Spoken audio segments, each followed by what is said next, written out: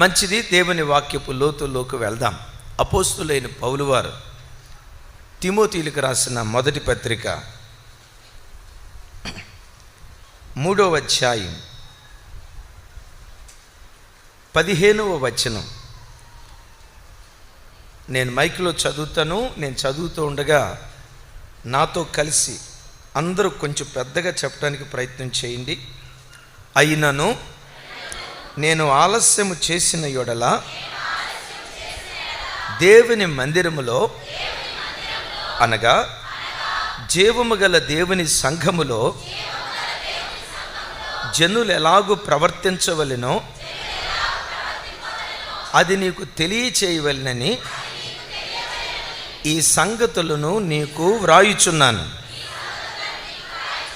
ఆ సంఘము సత్యమునకు స్తంభము ఆధారమునయున్నది. ఇక అందరు తలలు పైకెత్తండి. అపోస్తులైన పౌలు వారు సంఘాన్ని గూర్చి, సంఘంలో ఉన్న ప్రజలు ఎలా ఉండాలో ఈ విషయాన్ని గూర్చి మాట్లాడుతూ పరిచయ వాక్కులు, ప్రారంభ వాక్కులు ఇలా ప్రారంభిస్తాడు. దేవుని మందిరంలో అని, జీవము కలిగిన దేవుని సంఘములో జనులు ఎలాగూ ప్రవర్తించవలెనో నీకు తెలియకుండుట నాకిష్టం లేదు అంటాడు. దేవుని మందిరంలో అని ఆ పదానికి వివరణ ఇస్తాడు. జీవము గల దేవుని సంఘంలో. సంఘం ఎప్పటికీ జీవం కలిగిన సంఘంగా ఉండాలి. సంఘానికి జీవం ఎలా వస్తుంది? ఓ మాట, గోడలకేసిన పెయింటింగ్ని బట్టి సంఘానికి జీవం వస్తుందా? వెనక చక్కటి డెకరేషన్, చక్కటి పెయింటింగ్, అద్భుతమైన కలర్ఫుల్ లైటింగ్స్ వేసినందువల్ల సంఘానికి జీవం వస్తుందా? చక్కటి సౌండ్ సిస్టమ్ ఏర్పాటు చేసినందువల్ల సంఘానికి జీవం వస్తుందా? అంటే వీటి వలన అలంకరణ వస్తుందేమో కానీ జీవం రాదు. ఒక సంఘం జీవం కలిగిన సంఘంగా ఉండాలి అంటే ఆ సంఘంలో జీవము కలిగిన దేవుడు సంచరించాలి. ఏ సంఘములో జీవము కలిగిన దేవుడు సంచరిస్తాడో ఆ సంఘం జీవం కలిగిన సంఘంగా మారిపోతుంది. 100 మంది పాస్టర్ గారులు ఉన్నంత మాత్రాన సంఘానికి జీవం రాదు. లక్షల మంది విశ్వాసులు ఉన్నంత మాత్రాన సంఘానికి జీవం రాదు. అద్భుతమైన పెయింటింగ్స్, డిజైన్, కలర్ఫుల్ వాతావరణం ఉన్నంత మాత్రాన సంఘానికి జీవం రాదు. జీవము గల దేవుడు సంఘములో సంచరిస్తూ ఉంటే ఆ సంఘం జీవం కలిగిన సంఘంగా మారిపోతుంది. నా ప్రార్థన, దుగ్గిరాలలో ఉన్న మన హోసన్న మందిరం ఎప్పటికీ ఎన్నటికీ ఇది జీవము కలిగిన మందిరంగా వర్ధిల్లునుగాక, జీవం కలిగిన సంఘంగా వర్ధిల్లునుగాక. ఓ మాట, సంఘం జీవం కలిగిన సంఘమా కాదా ఎలా తెలుస్తుంది? ఒక మాట చెప్పండి. మీరు తెలుగు వాళ్ళ, అమెరికా వాళ్ళ? అంత సీరియస్ అయిపోయారేంటి? సంఘము జీవం కలిగిన సంఘమా కాదా ఎలా తెలుస్తుందంటే సింపుల్. ప్లాస్టిక్ మొక్కలు ఉన్నాయి, ఎదురుగా ఒరిజినల్ మొక్కలు ఉన్నాయి. ప్లాస్టిక్ మొక్కలు ఉన్నాయి, ఒరిజినల్ మొక్కలు ఉన్నాయి. ప్లాస్టిక్ మొక్కలు ఉన్నాయి చూసారా? ఎన్ని సంవత్సరాలు చూసినా ఎదుగు, మాట్లాడరే, ఎదుగు బొదుగు ఉండదు. ఇక ఎన్ని సంవత్సరాలు చూసినా ఏమండి, హైట్ తక్కువ ఉన్న వాళ్ళని సైన్యంలో చేర్చుకుంటారా? ఎవరి దాకా ఎందుకు? నేనున్నా, నన్ను సైన్యంలో చేర్చుకుంటారా? చేర్చుకోరా? ఏమో అంతలో మాట అన్నావు. నిజమే, నేను పాస్టర్ పనికి వచ్చా కానీ సైన్యానికి పనికిరాను. సైన్యానికి అన్ఫిట్. నేను అన్ఫిట్టే, మా సాల్మన్ రాజు గారు కూడా అన్ఫిట్టే. మా హైట్లు సరిపో.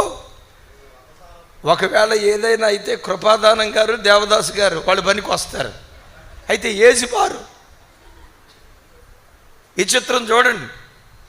సైన్యం అంటే దేహదారుఢ్యం కలిగిన వాళ్ళు, అజానుబాహులు, గండడు అంటారు చూసారా? అలాంటి వ్యక్తులను 6 లక్షల మందిని తోడుగా ఇస్తానన్నాడు మోషే. ఈ 6 లక్షల మంది యోధులను తీసుకొని వెళ్ళు. మోషే అంటాడు, అయ్యా ఈ 6 లక్షల మంది నాతో రాకపోయినా పర్వాలేదయ్యా, నీ ఒక్కడివి నాకు తోడుగా వస్తే చాలయ్యా, నీ ఒక్కడివి నాకు తోడుగా వస్తే చాలు. ఈ మనుషులు నాకు తోడుగా వచ్చినా రాకపోయినా పర్వాలేదయ్యా. వీళ్ళు యోధులై ఉండొచ్చు, సైనికులై ఉండొచ్చు, గొప్పవారై ఉండొచ్చు, ఎన్నో ఆధిక్యతలు కలిగిన వారై ఉండొచ్చు. వీళ్ళు వచ్చినా రాకపోయినా నీ ఒక్కడివి నాకు తోడుగా వస్తే ప్రపంచాన్ని జయించే విజేతగా నేను మారిపోతానయ్యా.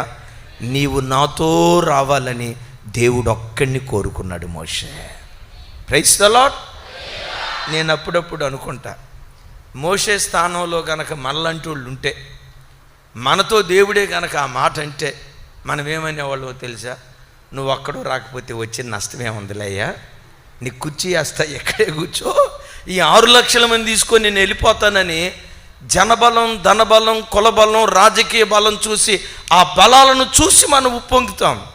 దైవజనమ, క్రైస్తవుడెప్పుడు జనబలాన్ని బట్టి ఉప్పొంగకూడదు, ధనబలాన్ని బట్టి కులబలాన్ని బట్టి, కండబలాన్ని బట్టి ఉప్పొంగకూడదు.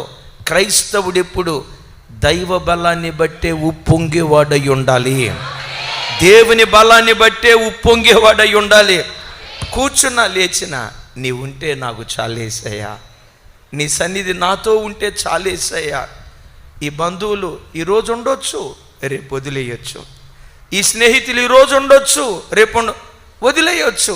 ఎవరు తోడుగా ఉన్నా లేకపోయినా నీ ఒక్కడివి నాకు తోడుగా ఉంటే చాలని జీవం కలిగిన దేవుడు ఒక్కరు మనకు తోడుగా ఉంటే, జీవం కలిగిన చెట్టు రోజు రోజుకు ఎదిగినట్లుగా, వ్యాపించినట్లుగా నీవు నీ కుటుంబం జీవము కలిగిన దేవుని ద్వారా అది వ్యాపించునుగాక. ఓ మాట చెప్పి నేను ఇక సందేశంలోకి వెళ్తాను. అపోస్తలుడైన పౌలు గారు ఇక్కడ మాట్లాడుతున్న మాట నాతో కలిసి చెప్పండి. దేవుని మందిరంలో అనగా జీవము గల దేవుని సంఘములో జనులు ఎలాగూ ప్రవర్తించవలెనో మీకు తెలియకుండుట నాకు ఇష్టం లేదు. సరే, ఇక్కడ సంఘము జీవం కలిగిన సంఘం కావాలంటే ఇందాక చెప్పే కదా, సంఘంలో ఎవరు ఉండాలి? జీవం కలిగిన దేవుడు ఉండాలి. ఓ మాట, జీవం కలిగిన దేవుడు మన సంఘంలోకి రావాలంటే, జీవం కలిగిన దేవుడు మన కుటుంబంలోకి రావాలన్నా, మన కుటుంబాన్ని విడిచిపెట్టి వెళ్ళిపోవాలన్నా దేని మీద ఆధారపడిందో తెలుసా? నీ ప్రవర్తన మీద ఆధారపడింది. నీ ప్రవర్తన దేవుని దృష్టికి యోగ్యమైనదైతే, యోగ్యమైన ప్రవర్తన కలిగిన యోగ్యమైన ప్రవర్తన కలిగిన విశ్వాసులు ఏ సంఘంలో ఉంటారు?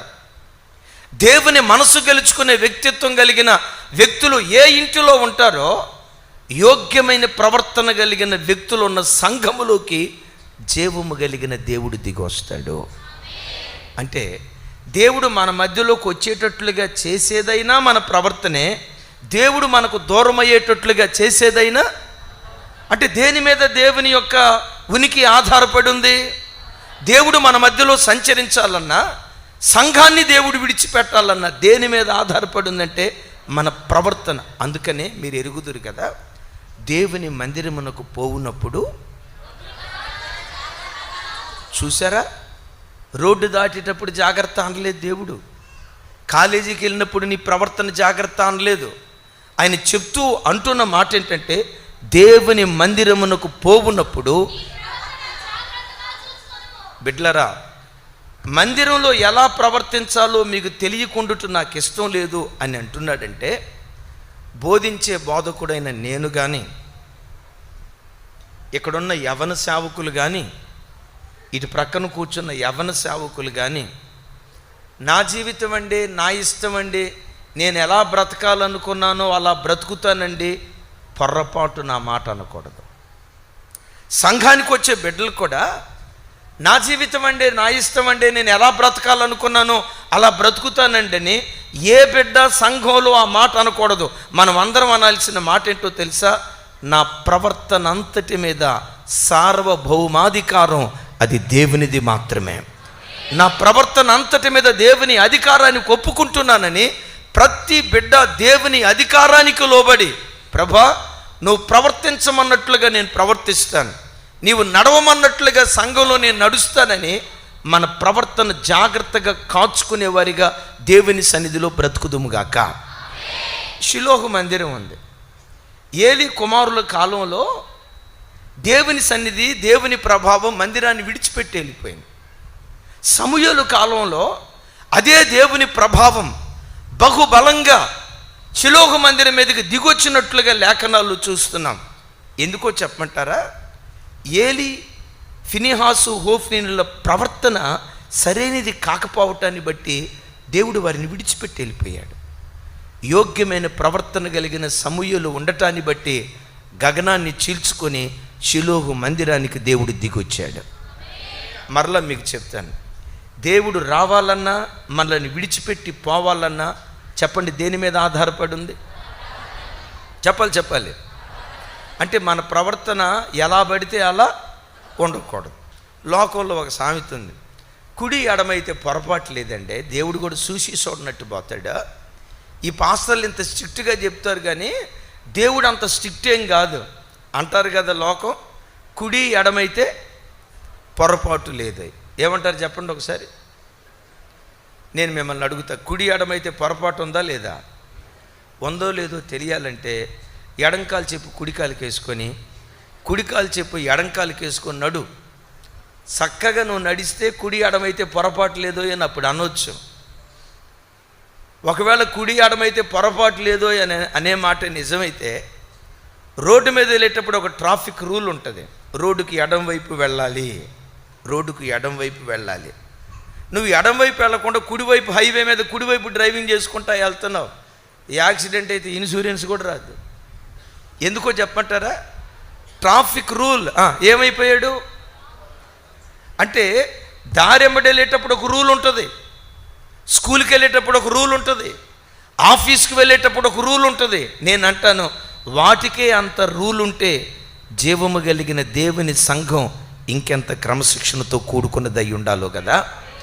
మన ప్రవర్తన యోగ్యమైనదైతే, బోధించే బోధకుడైన నా ప్రవర్తన యోగ్యమైనదైతే, యోగ్యమైన ప్రవర్తన కలిగిన స్థలాలలోకి గగనమును చీల్చుకొని దేవుడు ఆ స్థలంలోనికి దిగి వస్తాడు. నా ప్రార్థన దుగ్గిరాల హోసన్న మందిరం ఎప్పటికీ ఎన్నటికీ ఇది జీవం కలిగిన మందిరంగా ఉండునుగాక. జీవము కలిగిన దేవుడు మన మధ్యలో నిరంతరము సంచరించునుగాక. తన జీవం కలిగిన కార్యాలు మన మధ్యలో దేవుడు జరిగించునుగాక. అయితే జీవం కలిగిన దేవుడు మన మధ్యలో సంచరించాలంటే సంఘానికి వచ్చిన ప్రతి బిడ్డ సంఘంలో ఒక స్తంభంలాగా మందిరంలో నిలవబడాలి. ఒక్కొక్క బిడ్డ సంఘానికి ఏం కావాలి? పరిశుద్ధ గ్రంథమైన బైబిల్లో 2 స్తంభాలు గూర్చి ఈ రాత్రిపూట రేపు పగటిపూట మీతో పంచుకుంటాను. చూడండి, రాజుల మొదటి గ్రంథం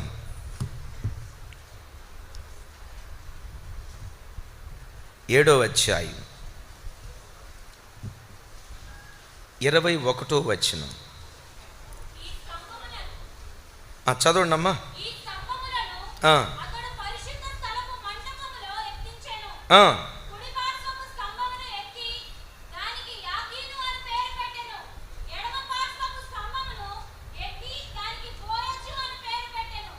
రైట్, అందరూ నా వైపు చూడండి, మరోసారి చదవమ్మా.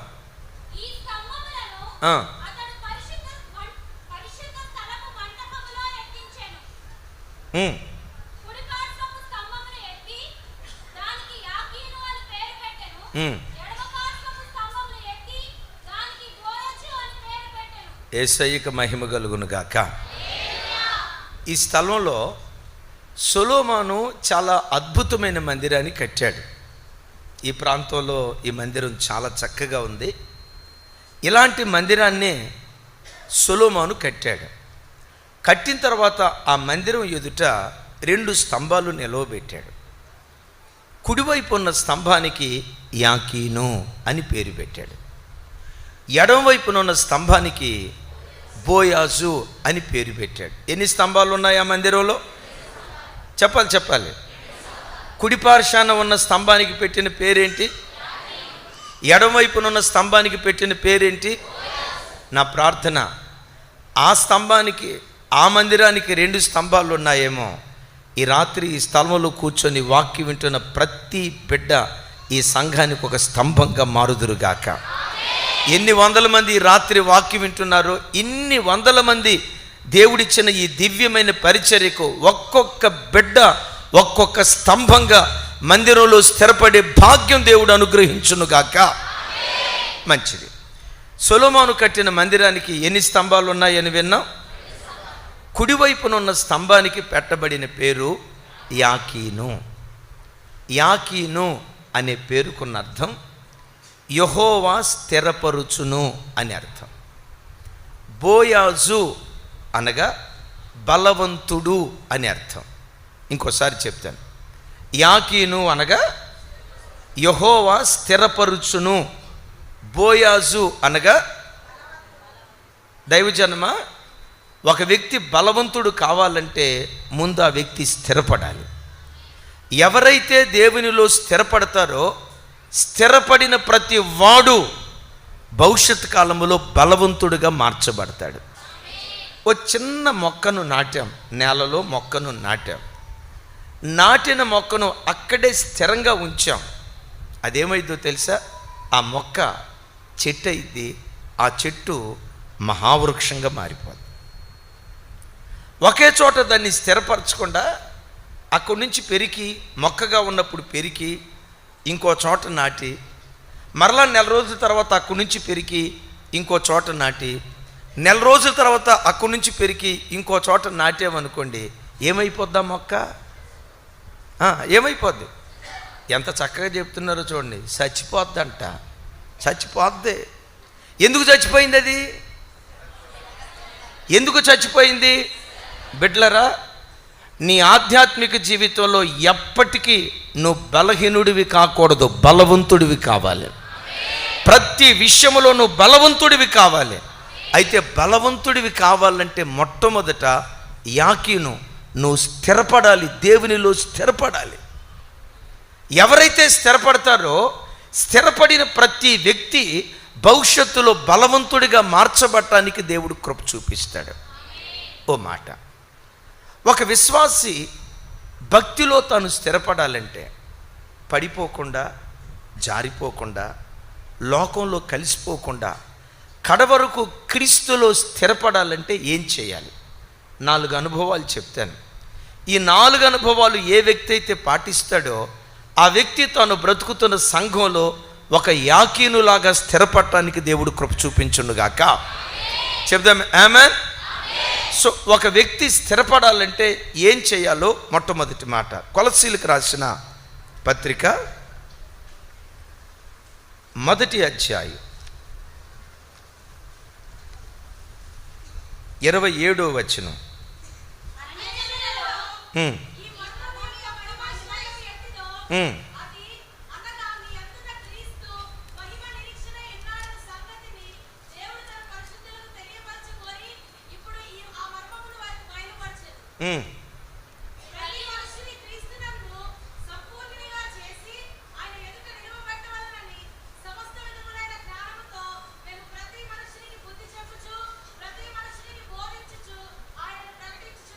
రైట్, థ్యాంక్ యూ మా. 2వ అధ్యాయం 6-7 వచనాలు కూడా.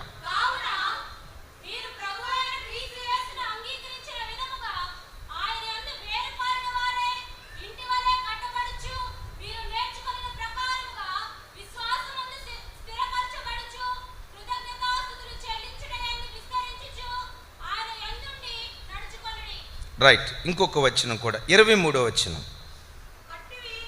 23వ వచనం 1వ అధ్యాయం అమ్మ. నో 1వ అధ్యాయం ఒక్క నిమిషం, పర్వాలేదయ్యా. 1వ అధ్యాయం 23వ వచనం. చాలు, నాతో కలిసి చెప్పండి. పునాది మీద కట్టబడిన వారై స్థిరముగా ఉండి. ఇప్పుడు మిమ్మల్ని అడుగుతా, ఒక వ్యక్తి భక్తి జీవితంలో స్థిరంగా ఉండాలంటే ఎక్కడ కట్టబడాలి? ఇప్పుడు ఒక ఇల్లు ఉంది. జస్ట్ ఒక 2 days బ్యాక్ హైదరాబాద్లో ఒక న్యూస్ మీరు చూసి ఉంటారు. 5 అంతస్తుల భవంతి ఉన్న పాటున ఎంతమందికి తెలుసు? ఈ వార్తలు మీకు అదిగో చేతులు కూడా ఎత్తారు. 5 అంతస్తుల భవంతి ఉన్నపాటును ఒరిగిపోయిందట. ఎందుకు ఒరిగిపోయిందిరా అంటే ఆ బిల్డింగ్ కట్టేటప్పుడు పునాదులు సరిగ్గా తవ్వలేదట. విన్నారా? పునాదులు సరిగ్గా తవ్వకపోవటాన్ని బట్టి ఆ భవంతి ఒరిగిపోయింది. హైదరాబాద్లో మన చర్చి కూడా చాలా పెద్ద చర్చి, దేవుని కృప 3000 మంది పట్టే పెద్ద మందిరం. ఆ మందిరం కట్టేటప్పుడు పునాదులు తీసేని చూసారా? 7 అడుగులు లోతు, 7 అడుగుల లోతు, 9 అడుగులు వెడల్పు. ఒక్కొక్క పిల్లర్కి ఫుట్టింగ్ వేసేటప్పుడు 50 సిమెంట్ బస్తాలు పట్టినాయండి. లారీ కంకర పట్టిందండి. నేను అది చూసి అనుకున్నా, ఈ చర్చి వద్దురా నాయన, ఏమొద్దురా బాబు, పునాదే ఇంత తిందంటే రేపు ఏమైపోద్దోనని భయం అయిపోయింది. ఒక్కొక్క ఫుట్టింగ్కి వచ్చి 50 సిమెంట్ బస్తాలు అయిందండి. లారీ కంకర అయిపోయింది. అద్భుతం. ఆ తర్వాత మందిరం కట్టిన తర్వాత 4 అంతస్తులు కట్టిన తర్వాత అప్పుడు ఏమనిపించిందో తెలుసా? ఇంత పెద్ద కట్టడం నిలవబడాలంటే పునాది బలమైనదై ఉండాలి. ఓ కట్టడం నిలవబడాలంటే కట్టడపు భవిష్యత్ అంతా దేని మీద ఆధారపడి ఉంది? ప్రతి క్రైస్తవుడు తన పునాదిని సరిగ్గా వేసుకుంటే, పునాది కలిగిన క్రైస్తవుడు కదిలించబడడు. గాలికి చెదరగొట్టబడే పొట్టులాగా అటు ఇటు ఊగిసలాడడు. అద్భుతం. పునాది సరిగ్గా వేసుకున్నవాడు యాకీనులాగా దేవుని చేత స్థిరపరచబడతాడు. ఆధ్యాత్మిక జీవితానికి పునాది ఏంటి? మీకు తెలిసి మాట అపోస్తులైన పౌలు గారు మాట్లాడుతూ అంటారు, క్రీస్తు యేసు మూలరాయి అయి ఉండగా అపోస్తులు ప్రవక్తలు వేసిన పునాది రాళ్ల మీద మీరు చక్కగా కట్టబడుచున్నారు అంటాడు. దైవజనమా, క్రైస్తవ జీవితానికి పునాది ఏంటో చెప్పమంటారా? యేసు క్రీస్తు వారు. క్రైస్తవ్యానికి పునాది ఏంటో తెలుసా? అపోస్తుల బోధ. అపోస్తుల బోధ. ఏ వ్యక్తి అయితే సరైన బోధలో కట్టబడతాడో ఆ బోధే నీ బ్రతుకునకు పునాదిగా దేవుడు మారుస్తాడు. లోకంలో అపోస్తుల బోధ ఉంది, బిలాము బోధ ఉంది. వింటున్నారా? బిలాము బోధ ఉంది, నికోలాయుతుల బోధ ఉంది, దుర్బోధలు ఉన్నాయి. దుర్బోధల్లో నువ్వు కట్టబడకుండా, నికోలాయుత బోధల్లో నువ్వు కట్టబడకుండా, అబద్ధ బోధల్లో నువ్వు కట్టబడకుండా, బిలాము బోధలో కట్టబడకుండా అపోస్తలుల బోధలో నువ్వు కట్టబడితే వానొచ్చినా వరదొచ్చినా అపాయం వచ్చినా నిత్యము నిలిచే సియోను కొండలాగా నువ్వు నిలవబడటానికి దేవుడు కృప చూపిస్తాడు. అయితే నువ్వు నిలవబడాలంటే దేని మీద కట్టబడాలి? ఏ బోధ మీద కట్టబడకూడదు? బిలాము బోధ మీద కట్టబడకూడదు. బిడ్డలరా, ఈ రోజుల్లో క్రైస్తవ్యంలో చాలామంది దైవ సేవకులు బోధించే బోధ బిలాము బోధ. కొంతమంది, నేనంట హోసన్నా మినిస్ట్రీస్ని దేవుడు ప్రేమించి, మీ దుగ్గిరాల పరిచర్యను ప్రేమించి అపోస్తుల బోధను దేవుడు మీకు వరంగా దయచేశాడు. ఆది అపోస్తులు బోధించే దివ్యమైన బోధ మీకు వరంగా దయచేశాడు. ఈ బోధ మీద మీరు కట్టబడితే ఎప్పటికీ ఎన్నటికీ మీరు కదల్చబడరు. బిలాము బోధ ఎలా ఉంటుందంటే, దేవుని వరాన్ని ధనంతో సంపాదించవచ్చు, అవి తినొచ్చు ఇవి తినొచ్చు, మనకేం ప్రతిష్టత లేదు. ఇక వివరాలు నేను చెప్పలేను. కానీ జారత్వానికి పురికొల్పే బోధ బిలాము బోధ, ధనాపేక్షను కప్పిపెట్టే బోధ బిలాము బోధ. ఇలాంటి దుర్బోధలతో లోకంలో సంఘాలు ప్రస్తుతం కట్టబడుతున్నాయి. అయిలరా, ఏ సంఘమైనా అద్భుతాల మీద కట్టబడకూడదు, స్వస్థతల మీద కట్టబడకూడదు, సూచిక క్రియల మీద కట్టబడకూడదు. ప్రతి సంఘం వాక్యపు పునాదుల మీద కట్టబడినదై ఉండాలి. ఎందుకో చెప్పంటారా?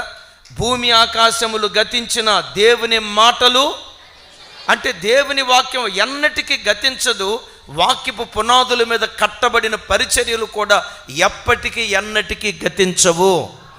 అద్భుతాలు సూచక క్రియల మీద కట్టబడే విశ్వాసి ఏదో ఒక రోజు పడిపోతాడేమో, కానీ వాక్యపు పునాదుల మీద కట్టబడేవాడు ఎప్పటికీ ఎన్నటికీ వాని ఆధ్యాత్మిక జీవితం కూలిపోదు. అది నిత్యము నిలిచే సియోను కొండలాగా ఉండునుగాక. మా ప్రాంతంలో ఒక తమ్ముడు ఎదురుపడ్డాడు. తమ్ముడు, ఏ చర్చికి వెళ్తున్నావు అన్నా. అయ్యగారు, ఇప్పుడు హైదరాబాదులో నేను ఏ చర్చికి వెళ్ళట్లేదు అయ్య గారు, ఒక చర్చి ఉంది, ఆ ఒక్క చర్చికే వెళ్తున్నాను అయ్య గారు, ఇంకే చర్చికి వెళ్ళకూడదని కూడా నేను డిసైడ్ అయిపోయాను అన్నాడు.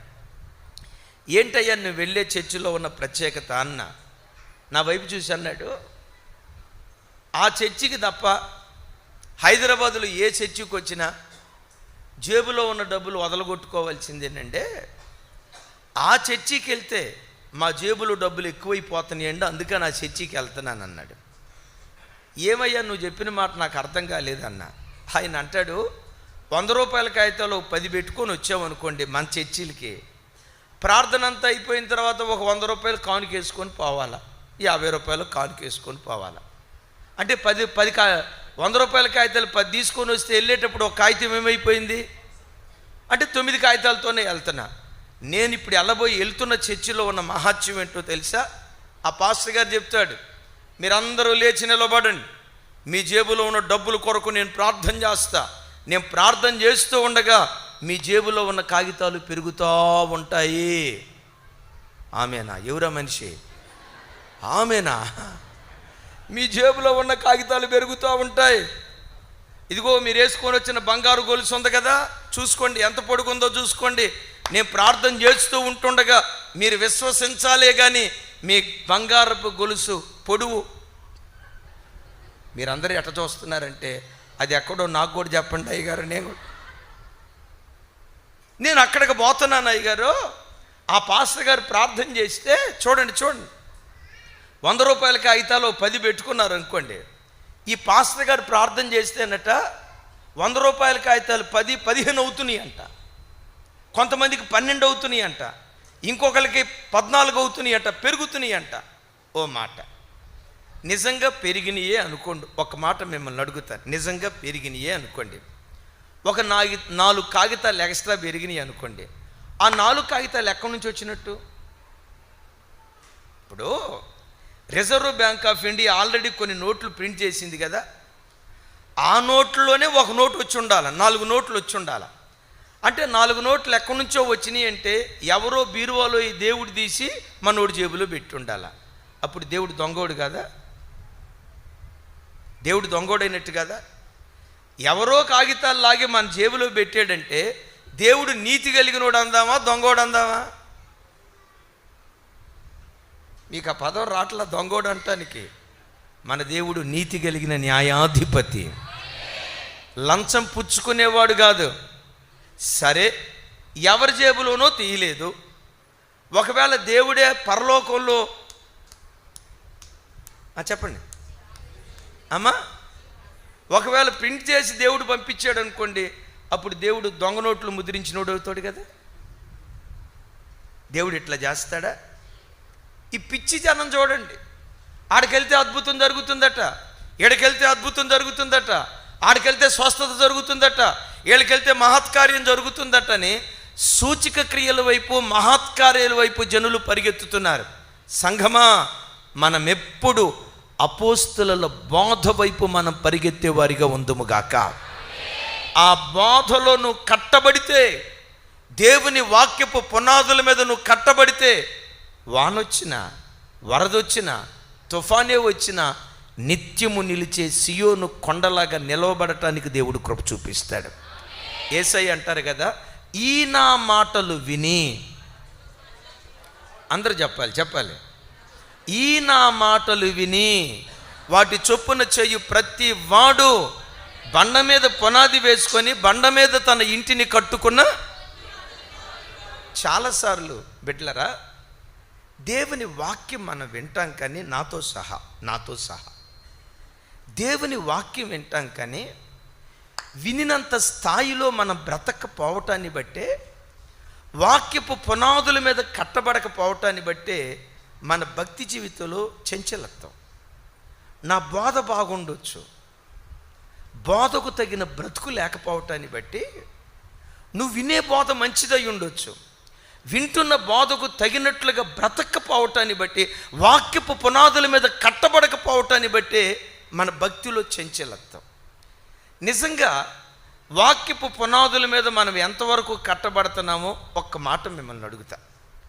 ఇప్పుడు నేను చెప్పబోయే వాక్యం ఎంతమందికి తెలుసో ఒకసారి తెలిసిన వాళ్ళు చేయొద్దని. యేసయ్య ఒక మాట అన్నారు, కుడి చెంప మీద కొడితే. ఈ వాక్యం ఎంతమందికి తెలుసు అని నేను అడగాల్సిన అవసరం అలా, అందరూ చేతులు పైకెత్తుతారు కదా. అమ్మ ఒకసారి నా వైపు చూడండి రా. కుడి చెంప మీద కొడితే తెలుసా తెలీదా? ఈ వాక్యం తెలుసు కదా. చిన్నప్పటి నుంచి సండే స్కూల్ నుంచి విన్నారు కదా ఒక మాట, ఎప్పుడైనా మీ భర్త మిమ్మల్ని కుడి చెంప మీద కొడితే భర్త వైపు చూసి, అయ్యా కుడి చెంప ఏం కర్మయ్యా,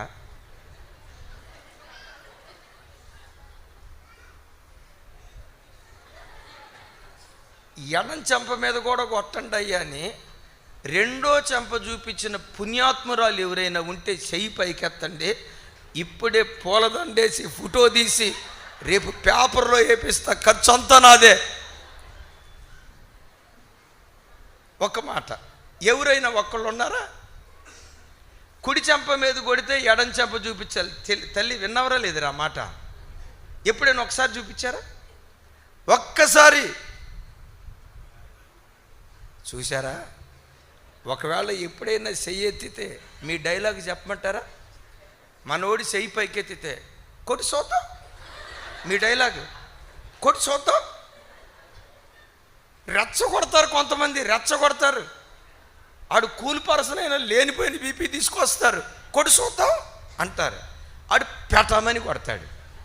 పెటామని కొట్టిన తర్వాత అయినా ఈ సిగ్గులేని మనిషి మౌనంగా ఉండాలిగా. మౌనంగా ఉండదు. ఈసారి ఏముంటుందో తెలుసా? ఇంకోసారి కొట్టి చూద్దాం. కుడి చెంప మీద కొడితే ఎడం చెంప చూపించు తెలుసు. బిడ్డలారా ఒక మాట చెప్తా, నువ్వు ఎన్ని ప్రసంగాలు విన్నావు అనేది ముఖ్యం కాదు, కానీ విన్న కొంచెంకైనా నువ్వు సాక్షిగా బ్రతికితే అది నీ భక్తి జీవితానికి పునాదిగా మారిపోతుంది. వాక్యాన్ని పట్టుకొని వాక్యపు పునాది మీద నువ్వు కట్టబడు. ప్రపంచంలో ఎవ్వడు నిన్ను కదల్చలేడు. యేసయ్యకి మహిమ కలుగును గాక. అందుకని దేవుని బిడ్డలు ఎప్పుడు స్వచ్ఛమైన వాక్యం ఎక్కడ దొరుకుతుందా, సత్య వాక్యం ఎక్కడ దొరుకుతుందా, నిఖార్సైన బోధ ఎక్కడ దొరుకుతుందని బోధ కొరకు మనం పరిగెత్తే వారిగా ఉండాలి. రాజశేఖర్ గారు ఎప్పుడు ఒక మాట చెప్తారు, బోధ మన బాధ తీరుస్తుందట. ఆమెను చెప్పండి. ఏమన్నారు? ఆమెను కాదు తల్లి, బోధ మన బాధ తీరుస్తుంది. ఏ బోధ? నికోలాయితో బోధలు కాదు. ఏ బోధ? బిలాము బోధ కాదు. ఏ బోధ? అబద్ధ బోధ కాదు. అపోస్తలుల బోధలో ఒకడు కట్టబడితే ఆ బోధే నీ బాధను తీర్చునుగాక. ఒకవేళ తప్పుడు బోధల వైపు ఒక వ్యక్తి వెళ్తే ఏం జరిగిద్దో అపోస్తలుడైన పేతురు వారు మాట్లాడుతూ ఇలా అంటారు. చూడండి మాట,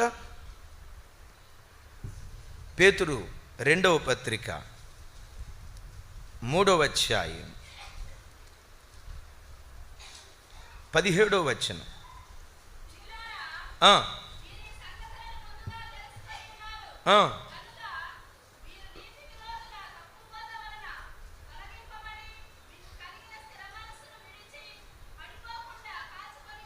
చాలు. 17వ వచనం నేను మరలా చదువుతాను, నాతో కలిసి అందరూ చెప్పడానికి ప్రయత్నం చేయండి. ప్రియులారా, మీరు ఈ సంగతులను ముందుగా తెలుసుకొని ఉన్నారు గనుక మీరు నీతి విరోధుల తప్పు బోధ వలన తొలగింపబడి, మరోసారి, నీతి విరోధుల తప్పు బోధ వలన తొలగించబడి మీకు కలిగిన స్థిర మనస్సును విడిచి పడిపోకుండా కాచుకొనియుండుడి. ఒకడు పడిపోవటానికి కారణం ఏదట? నీతి విరోధుల తప్పుడు బోధ. విన్నారా? నీకు కలిగిన స్థిర మనసు కోల్పోవటానికి కారణం ఏదట? నీతి విరోధుల తప్పుడు బోధ. ఒక విశ్వాసి ఆధ్యాత్మిక జీవితంలో చంచలమైన మనస్కుడిగా మారిపోవటానికి కారణం ఏదట? నీతి విరోధుల. అందుకని బిడ్డలారా, ఎప్పుడు తప్పుడు బోధల వైపు పరిగెత్తొద్దు. వాక్యానికి భిన్నమైన బోధల వైపు పరిగెత్తొద్దు. ఎప్పుడు ప్రతి క్షణం అపోస్తుల బోధ వైపు మనం పరిగెత్తుదాం గాక. ఆదిమ సంఘం ఉంది చూసారా, వాళ్ళు కదిలిపోలా. ఎందుకు వాళ్ళు కదిలిపోలేదో తెలుసా? పేతురు వారు సువార్త వలవేస్తే 3,000 మంది రక్షించబడ్డారు. ఆ తర్వాత సువార్త వలవేస్తే 5,000 మంది రక్షించబడ్డారు. రక్షించబడిన వారిలో ఎవ్వరూ తొలగిపోలేదు. ఎందుకు తొలగిపోలేదు అంటే వాక్యంలో అక్కడ రాసి ఉంటుంది, వీరు అపోస్తుల సహవాసమందును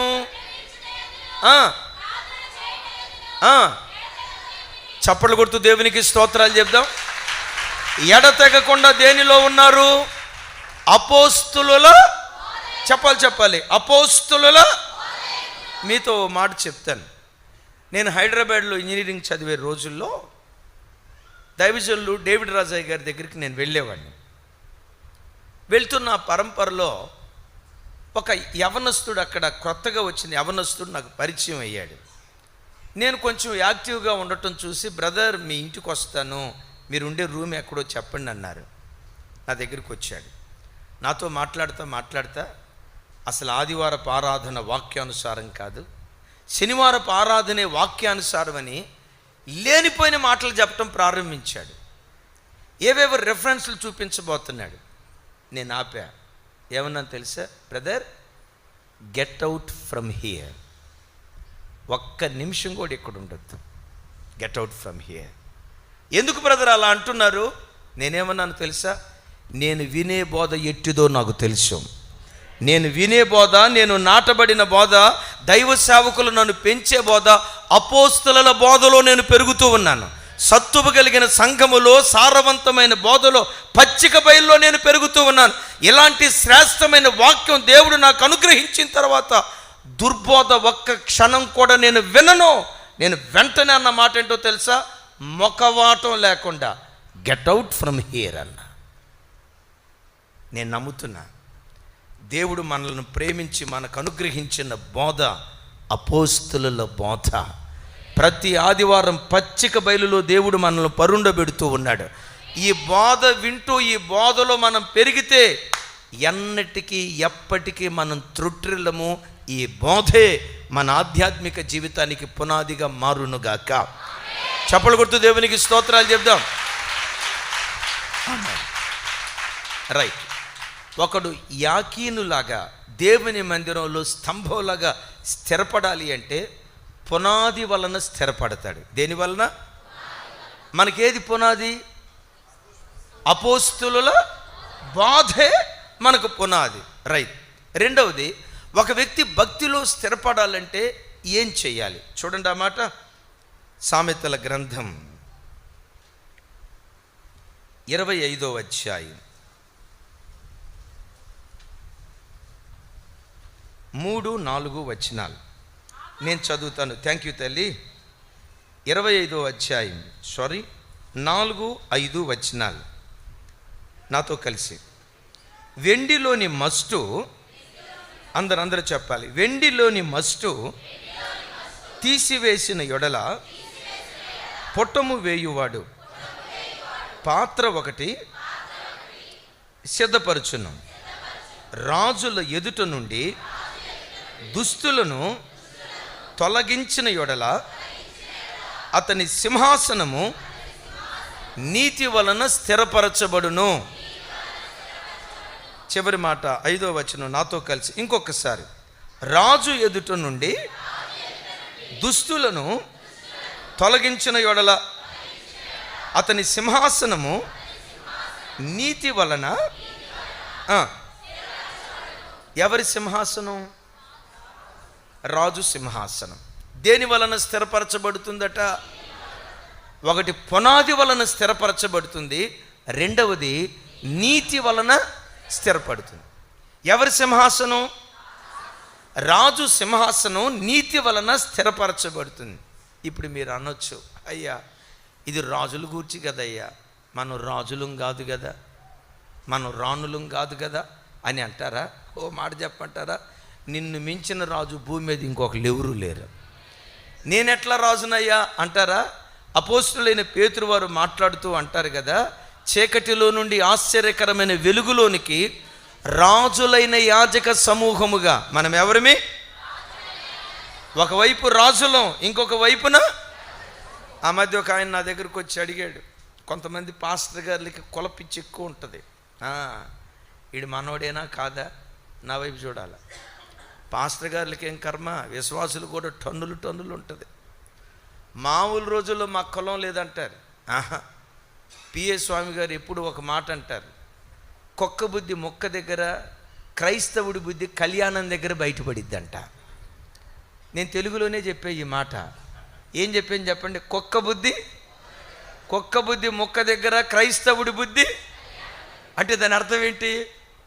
మామూలు రోజుల్లో మా కులం లేదయ్య గారు, క్రీస్తు యేసునందు ఒకటే అయి ఉన్నాము అంటారు. పిల్లల పెళ్లి టైం వచ్చేసరికి మెల్లిగా వచ్చి, అయ్యగారు మా కులప అబ్బాయినే చూడు అయ్యగారు, మా కులప అమ్మాయి, కులగజ్జి అప్పుడు బయటపడిద్ది. కుక్క బుద్ధి ఏమో మొక్క దగ్గర. ఏమా ఫీజులు ఎగిరిపోయినట్టున్నాయి ఏంటి? కుక్క బుద్ధి మొక్క దగ్గర, క్రైస్తవుడి బుద్ధి కళ్యాణం దగ్గర బయటపడిద్ది అంటారు. విన్నారా? కొంతమంది నా దగ్గరకు వచ్చి అన్నారు, బ్రాహ్మణ మీరేం కులమన్నా అన్నారు. ఏం చెప్పాను తెలుసా? మేము రాజులం అయ్యా అన్నాను. అనిలోపు ఏమన్నాడు తెలుసా? భీమవరం రాజులా మీరు? రాజుగారు మీరు భీమవరం రాజులా అన్నారు. లేదన్నా. తూర్పుగోదావరి రాజులా అన్నారు. లేదన్నా. మరి ఏ ప్రాంతపు రాజులు అన్నారు? పరలోకపు రాజులు అని చెప్పాను. ఆమెన్. అమ్మా నువ్వు రాణివిరా తల్లి, నువ్వు రాణివి, నువ్వు రాజువి. ఎందుకు? నీవు ఆరాధించే దేవుడు రాజులకు రాజు, ప్రభువులకు ప్రభు, భూపతులందరికీ అధిపతి. నీ దేవుడు రారాజు కనుక ఆయన రక్తముతో విమోచించబడిన నీవు కూడా ఏ నాటికైనా నువ్వు రాజువే. దేవుడు రాజుగానే నిన్ను నిలవబెడతాడు. రాజులైన యాజక సమూహం మనం. అయితే బిడ్డలారా, రాజులైన యాజక సమూహంగా ఉన్న మన జీవితంలో మనకు ఒక రాజ్యాన్ని ఇచ్చాడు. ఆ రాజ్యంలో దేవుడు సింహాసనాసీనుడై ఆ రాజ్యం స్థిరపడాలంటే, రాజ్యం దేని వలన స్థిరపడుతుందట? కొంచెం గట్టిగా ఇంకొకసారి చెప్పాలి, ఇంకొకసారి. ఏది రాజ్యం? బిడ్డలారా, ఏదయ్యా నా రాజ్యం అంటావా? నీ హృదయ సేమే ఒక రాజ్యం, నీ ఆధ్యాత్మిక జీవితమే ఒక రాజ్యం. ఆధ్యాత్మిక జీవితం అనే రాజ్యంలో నువ్వు స్థిరపడాలంటే ఏ పాపం నీలో ప్రవేశించనీయకు, ఏ చెడుతనము నీలో రానివ్వకు, ఏ అపవిత్రత నీలోనికి రాకుండా నిన్ను నువ్వు జాగ్రత్తగా కాపాడుకో. ఎంత పవిత్రంగా బ్రతుకుతావో దేవునిలో అంత స్థిరంగా నిలవబడతావు. ఎంత నీతిగా బ్రతుకుతావో దేవునిలో అంత స్థిరంగా బ్రతకటానికి దేవుడు కృప చూపిస్తాడు. చాలామంది ఆధ్యాత్మిక జీవితంలో అస్థిరులుగా మారిపోవటానికి కారణం ఏంటో తెలుసా? నేనంట దేవుని బిడ్డలుగా మన జీవితంలో 90% మంచి ఉంటుందండి. ఎంత? ఇంకొంతమందిలో 95% మంచి ఉంటుంది. మీలోనైనా నాలోనైనా మనలో ఉండే చెడు ఎంతో చెప్పమంటారా? Just 5%, just 10%. కానీ భయంకరం ఏంటో తెలుసా? ఆ 10% కొంచెం చెడే, ఆ 5% కొంచెం చెడే పులిసిన పిండి కొంచెమైనా మొత్తంతా చెరిపేస్తుందని బైబిల్లో రాసి ఉంది కదా. ఆ కొంచెం పులిసిన అనుభవమే దేవునిలో నీవు అస్థిరురాలిగా మారటానికి కారణమవుతుంది. నీలో ఉన్న చిన్న బలహీనత, నీలో ఉన్న చిన్న బుద్ధిహీనత, నీలో ఉన్న చిన్న బుద్ధిహీనపు లక్షణాలు యవ్వన బిడ్డ, దేవుని కొరకు బ్రతకాలనే ఆరాటం నీ లోపటున్నా, దేవుని కొరకు జీవించాలనే దివ్యమైన కోరిక నీ గుండెల్లో ఉన్న నీ చిన్న చిన్న బలహీనతలే దేవునిలో నువ్వు స్థిరపడకుండా ఒక ఆదివారం అందరికంటే ముందు వస్తావు, ఇంకొక ఆదివారం ఎక్కడున్నాడు రా మనోడు అన్నట్లుగా మూలను కూర్చుంటావు. ఎందుకు మూలను కూర్చున్నావు? ఒకరోజు ముందెందుకు వచ్చావో తెలుసా? పవిత్రంగా ఉన్నప్పుడేమో ధైర్యంగా ముందుకు రాగలుగుతున్నావు. ఎక్కడైనా చిన్న బలహీనత నిన్ను ఏలుబడి చేస్తే, చిన్న బుద్ధిహీనతకు నువ్వు చోటిస్తే, అయ్యా 99% నీలో మంచి ఉన్నా ఆ కొంచెం పులిసిన అనుభవమే నీ భక్తి జీవితాన్ని పాడు చేస్తుంది. ఈ రాత్రి కూడికి దేవుడు ఎందుకు ఏర్పాటు చేశాడో తెలుసా? ఆ కొంచెం పులిసిన పిండి ఈ రాత్రి ఏరి పారవేయుదువుగాక. ఆ పులిసిన అనుభవాన్ని నువ్వు తొలగించుకుందువుగాక. ఆ కొంచెం పులిసిన పిండే. బిడ్డలారా, ఒక మాట చెప్తాను. ఇలాగే మన ఆత్మీయ తండ్రి కృపాదానవయ్య గారు లాంటి దివ్యమైన పరిచర్య, నేను ఒక సేవకుడిని ఎరుగుదును. రెగ్యులర్గా సేవకుడి దగ్గరికి వెళ్తాను. నేను ఒక యవ్వన బిడ్డ నేను వెళ్ళినప్పుడల్లా పరిచర్య చేస్తాడు. సంఘ బిడ్డలందరూ ఆ బిడ్డను చూసి యవనస్తుడంటే ఎలా ఉండాలి అనేవాళ్ళు. విచిత్రం ఏంటో తెలుసా? ఆ సంఘంలో ఉన్న తల్లిదండ్రులంతా ఈ యవ్వన బిడ్డను చూసి ఏమనేవాళ్ళు తెలుసా? మాకు కూడా ఇలాంటి కొడుకుంటే ఎంత బాగుండండి, ఎంత మాదిరికరమైన ప్రవర్తన కలిగినోడో. ఆ కాలంలో యోసేపును చూడలేదు, కానీ ఇతడు అభినవ యోసేపు అనేవాళ్ళు. అంత మాదిరికరంగా బ్రతికేవాడు. ఏ సంవత్సరం మీటింగ్కి వెళ్ళినా ఎవరు పరిచర్య చేయడానికి వచ్చినా రాకపోయినా యవ్వన బిడ్డ వచ్చేవాడు. ఆ సంవత్సరం మీటింగ్కి వెళ్ళాను. ఎందుకో ఆ తమ్ముడు కనపడలా. మేబీ ఎగ్జామ్స్ ఏమో అనుకున్నాను. 2వ రోజు కనపడలా. 3వ రోజు కనపడతాడులే అనుకున్నా. పగటిపూట సంఘకూటంలో కూడా కనపడలా. సేవకుడిని అడిగాను. వాళ్ళ అమ్మా నాన్న కలిస్తే అడిగాను, అమ్మా ఏంటి బాబు రాలేదు, ఎగ్జామ్స్ అన్నాను. లేదయ్యా, వాడు మందిరంలో అడుగుపెట్టి ఇప్పటికి 6 నెలలు అవుతుందయ్యా అన్న. అమ్మా మందిరానికి రావట్లేదా? మందిరానికే రావట్లేదయ్యా. మా బాధ ఎవరికి చెప్పుకోవాలో అర్థం కావట్లా. రే బాబు మందిరానికి ఎందుకు రావట్లేదురా అని అడిగితే ఒక్క మాట మాట్లాడట్లా. ఎక్కడున్నాడమ్మా? అది ఇంట్లోనే ఉన్నాడు. వెళ్ళాను, కూర్చోబెట్టా. చిన్న మందిరానికి ఎందుకు రావట్లా? ఏం మాట్లాడట్లా. సంఘం నచ్చలేదా? ఈ సంఘం నచ్చకపోతే ఆత్మీయంగా బలపడటానికి ఇంకో సంఘానికి వెళ్ళరా తమ్ముడు, సంఘం నచ్చలేదా అన్నా. అయ్యయ్యో మా సంఘం చాలా మంచి సంఘం అన్నా. సేవకుడు మంచోడు కదా? అయ్యో మా సేవకుడు చాలా మంచోడు అన్నా. మరి నువ్వెందుకు మందిరానికి రావట్లేదు తమ్ముడా? దేవుడు అంటే నీకు ఇష్టం లేదా? దేవుని మీద నీకు సదభిప్రాయం లేదా? యూట్యూబ్ ఏమైనా నీ మీద ప్రభావితం చూపించిందా అంటే, అన్నా యేసయ్య అంటే ఇష్టం లేకపోవటం ఏంటన్నా, నా దేవుణ్ణి మించిన పవిత్రమైన నిజదేవుడు ప్రపంచంలో ఎవరున్నారన్నా, దేవుడు అంటే నాకు ఇష్టమేనన్నా అన్నాడు.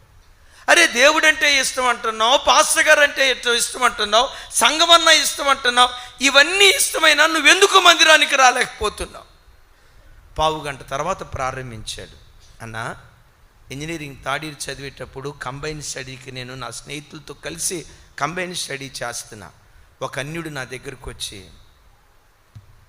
ఫోన్ ఓపెన్ చేసి ఒక అపవిత్రమైన బూతు బొమ్మ నాకు చూపించాడన్న. చిచి చిచి నేను చూడకూడదు, నేను ప్రభు బిడ్డనే. 21 సంవత్సరాలు ఆత్మీయ జీవితాన్ని కట్టుకుంటూ వచ్చా. చిన్నతనం నుంచి సండే స్కూల్లో పెరిగా. యవ్వన కాలంలో బాప్తిస్మం తీసుకున్నా. మందిరంలో నమ్మకమైన పరిచారకుడిగా పెరిగా. ఇన్ని సంవత్సరాలు 21 సంవత్సరాలు భక్తి జీవితాన్ని కాపాడుకున్న నా బ్రతుకులో ఈ అపవిత్రమైన బూతు బొమ్మ దగ్గర నా భక్తిని తాకట్టు పెట్టడమా, నేను చూడను అని అనుకుంటూనే ఒక బలహీన క్షణంలో దాని వైపు చూశానన్న. ఏమైంది తమ్ముడా? ట్యూషన్కి వెళ్ళినప్పుడల్లా, కంబైన్ స్టడీకి వెళ్ళినప్పుడల్లా వాడు పదే నన్ను శోధిస్తున్నాడు. మొదటిసారి రెండోసారి చూడకూడదు అనుకున్నా కానీ ఒక బలహీన సమయంలో చూడటం నాకు అలవాటు అయిపోయింది. నాకు ఫోన్ ఉంది కదన్నా, ఇంట్లో ఒంటరిగా ఉన్నప్పుడు సాతాను శోధించి చూడు అన్నాడు. చూడటం ప్రారంభించా. అలా చూస్తూ ఉన్న పరంపరలో సాతాను గారు శోధించి వీడియోస్ చూడన్నాడు. ఇక ఆ వివరాలు నేను చెప్పలేను. అపవిత్రమైన నేను చూడటం ప్రారంభించానన్నా. అవి చూడటం ప్రారంభించిన తర్వాత నా జీవితం ఎంత దిగజారిపోయిందంటే, 21 సంవత్సరాలు కట్టుకున్న ఆత్మీయ జీవితం, బిడ్డలారా వినండి, ఓ చిన్న నేకెడ్ ఫోటో 21 సంవత్సరాల ఆత్మీయ జీవితాన్ని కుప్పలాగా కూల్చింది. నిజమే, దేవుని వాక్యం అంటుంది, పులిసిన పిండి. మీరు మాట్లాడాలి. బిడ్డ నీ లోపల కూడా పులిసిన పిండి కొంచెమే ఉంది. శ్రేష్టమైన ముద్దవు నీవు, శ్రేష్టమైన వ్యక్తివి నీవు, శ్రేష్టమైన లక్షణాలు ఎన్నో నీలో ఉన్నాయి, శ్రేష్టమైన లక్షణాలు ఎన్నో ఉన్నాయి అనేది ఎంత వాస్తవమో, పులిసిన అనుభవాలు కొన్ని ఉన్నాయి అనేది కూడా అంతే వాస్తవం. బిడ్డా, నిన్ను బ్రతికించాలని నీ కోసం ఈ రాత్రి దేవుడు ఈ కూడికి ఏర్పాటు చేశాడు. నీలో ఉన్న పులిసిన ప్రతి అనుభవాన్ని యేసు నామములో పారవేయుదువుగాక. సో అయితే ఏమైంది తమ్ముడు అన్నాను. ఎందుకు మందిరానికి రావట్లేదు అన్నాను. అన్నా, నా పరిస్థితి ఎంత దిగజారిందంటే ఆ ఫొటోస్ని వీడియోస్ని చూసి చూసి చూసి చివరికి నా బ్రతుకేమైపోయిందంటే, చెల్లిని చూసిన అపవిత్రమైన ఆలోచన, అన్న అక్కను చూసిన దౌర్భాగ్యం. ఇంకో మాట కూడా చెప్పాడు, ఏడుస్తూ చివరికి నా బ్రతుకు ఎంత దిగజారిందంటే, ఆదివారం మందిరానికి వెళ్తే మందిరంలో యవ్వన బిడ్డలు నిలవబడి పాటలు పాడుతూ ఉంటే, తెల్ల బట్టలు వేసుకొని పవిత్రమైన కన్యకలుగా వాళ్ళు నిలవబడి పాటలు పాడుతున్న మందిరంలో నిలవబడిన ఆడబిడ్డలను చూసిన అపవిత్ర ఆలోచన. మందిరానికి వెళ్ళి పాపం మూటగట్టుకునే కంటే, మందిరానికి వెళ్ళి జారుడుగా నేను మిగిలిపోయే కంటే, ఆలోచనల ద్వారా మందిరానికి వెళ్ళి నేను అపవిత్రుడయ్యే కంటే, నేను మందిరానికి వెళ్లకుండా ఉంటే పోయిద్ది కదా అని. తమ్ముడు, 21 సంవత్సరాలు కట్టుకున్న నీ ఆత్మీయ జీవితాన్ని కుప్పలాగా కూల్చిందేది ఓ చిన్న ఫోటోనన్నా. యవ్వన బిడ్డ, నీ భక్తి జీవితాన్ని కూడా ఏదో కూల్చింది. సంవత్సరాల తరబడి కాపాడుకుంటూ వచ్చిన నీ ఆత్మీయ జీవితాన్ని కూడా ఏదో కూల్చింది. ఏ బలహీనత, ఏ బుద్ధిహీనత నీ ఆత్మీయ జీవితాన్ని కూల్చేసిందో, ఈరోజు ప్రభు అంటాడు, నీ సింహాసనం స్థిరపరచబడాలంటే నీలో ఉన్న దుష్టత్వాన్ని నువ్వు తొలగించుకుందువుగాక, నీలో ఉన్న అపవిత్రతను తొలగించుకుందువుగాక. ఒకడు ఆధ్యాత్మికంగా స్థిరపడాలంటే చెప్పండి, దేని వలన స్థిరపరచబడతాడు? నీతి వలన స్థిరపరచబడతాడు. ఆమేన్. ఓ మాట, హృదయం పవిత్రంగా ఉంది, ఆలోచనలు పవిత్రంగా ఉన్నాయి.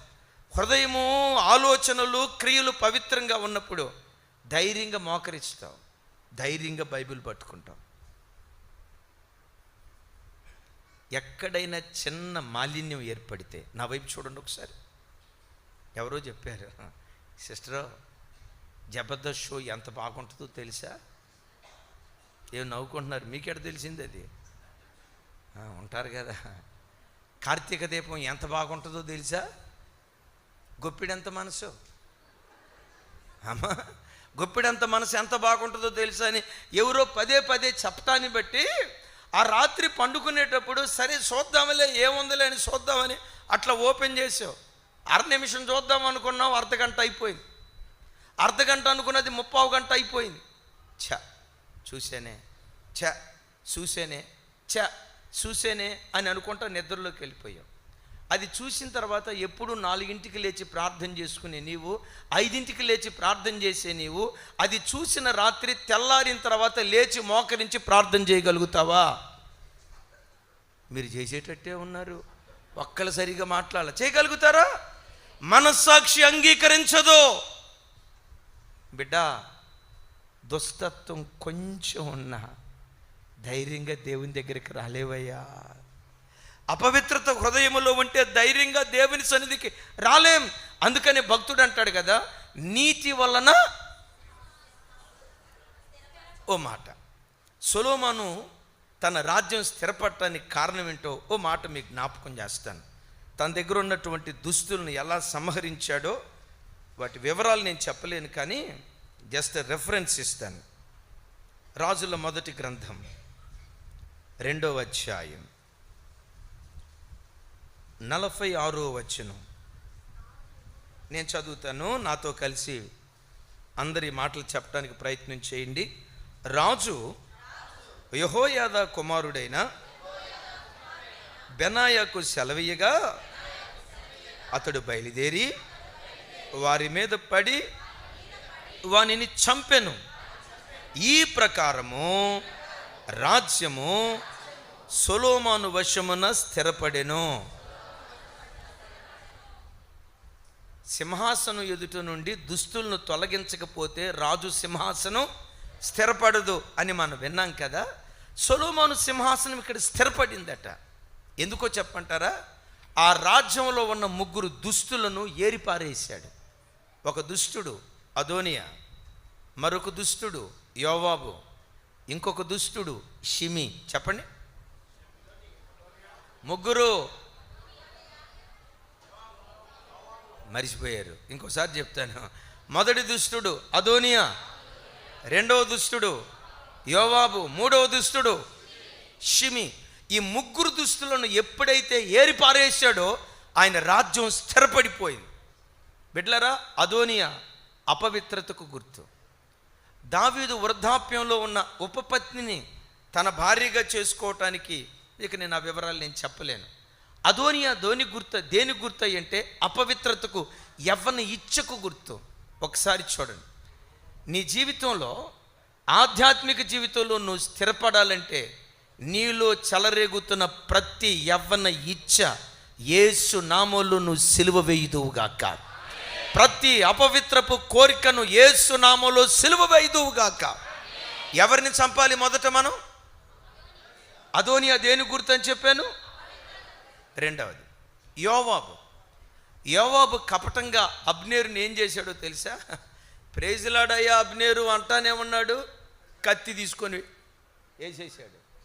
కత్తి పొడిస్తే పొట్టలోకి దూరిన తర్వాత ఆ పిడిని ఏం చేశాడట, తిప్పి ఇట్లా బయటకు లాగితే పేగులు ఉన్నాయి చూసారా, కాళ్ళ మీద కుప్పలుగా పడ్డట్లుగా బైబిల్లో మనం చూస్తామని. ఇప్పుడు ఒక మాట అడుగుతా, దావీదుతో సమాధాన పడటానికి వచ్చిన అబ్నేరును యోవాబు ఎందుకు చంపి ఉంటాడంటే ఆల్రెడీ అబ్నేరు సౌలు రాజ్యంలో సైన్యాధ్యక్షుడు. ఇప్పుడు సౌలు చనిపోయిన తర్వాత దావీదు రాజ్యం ప్రారంభమైంది. దావీదు రాజ్యంలో సైన్యాధ్యక్షుడు ఎవరు చెప్పాలి? యోవాబు. ఇప్పుడు గమనించండి, అబ్నేరు దావీదు దగ్గరకు వచ్చాడు అనుకోండి, యోవాబు పోస్టుకి ఏమైపోద్ది? అబ్బో భలే కరెక్ట్గా చెప్పారు. ఎసరు పెడతాడేమో, ఇక్కడికి వస్తే నా పదవికి ఎసరు పెడతాడేమోనని యోవాబు పదవి కాంక్ష కలిగిన వాడై కపటంగా అబ్నేరును చంపాడు. ఇప్పుడు సొలొమోను ఏం చేశాడో తెలుసా? ఆ యోవాబును చంపించేశాడు. యోవాబు దేనికి గుర్తు అంటే అధికార దాహానికి గుర్తు. చెప్పండి. ఇంకోసారి నాకు వినపడలా. ఇప్పుడు మనలో ఎవరిని చంపాలి? సంఘానికి వచ్చామంటే బిడ్డలారా, నేను చెప్పే మాట గుండెల్లో రాసుకోండి. సంఘానికి వచ్చావంటే ఎప్పుడు సంఘంలో పెద్దరికాన్ని కోరుకోవద్దు, అధికారం కోరుకోవద్దు, పెత్తనాన్ని కోరుకోవద్దు, నాయకత్వాన్ని కోరుకోవద్దు. లోకంలో బయట ఎంత అధికురాలివైనా జీవం కలిగిన దేవుని మందిరానికి వచ్చి ఒక దీనుడుగా నిన్ను నువ్వు తగ్గించుకోవటం నేర్చుకో. వాక్యం అంటుంది కదా, తన్ను తాను తగ్గించుకునేవాడు హెచ్చించబడతాడు, తన్ను తాను హెచ్చించుకునేవాడు. ఈ మధ్య షార్ట్ మెసేజ్లో ఒక మాట చెప్పాను, వాట్సాప్ స్టేటస్లో మీరు చూసి ఉంటారు. ఎక్కువ శాతం చర్చిల్లో, ఎక్కువ శాతం అందరూ కాదు, మళ్ళాంటి చర్చెస్లో అలాంటి వాళ్ళు ఉండరు. ఎక్కువ శాతం చర్చెస్లో ఎట్టుంటుందో తెలుసా?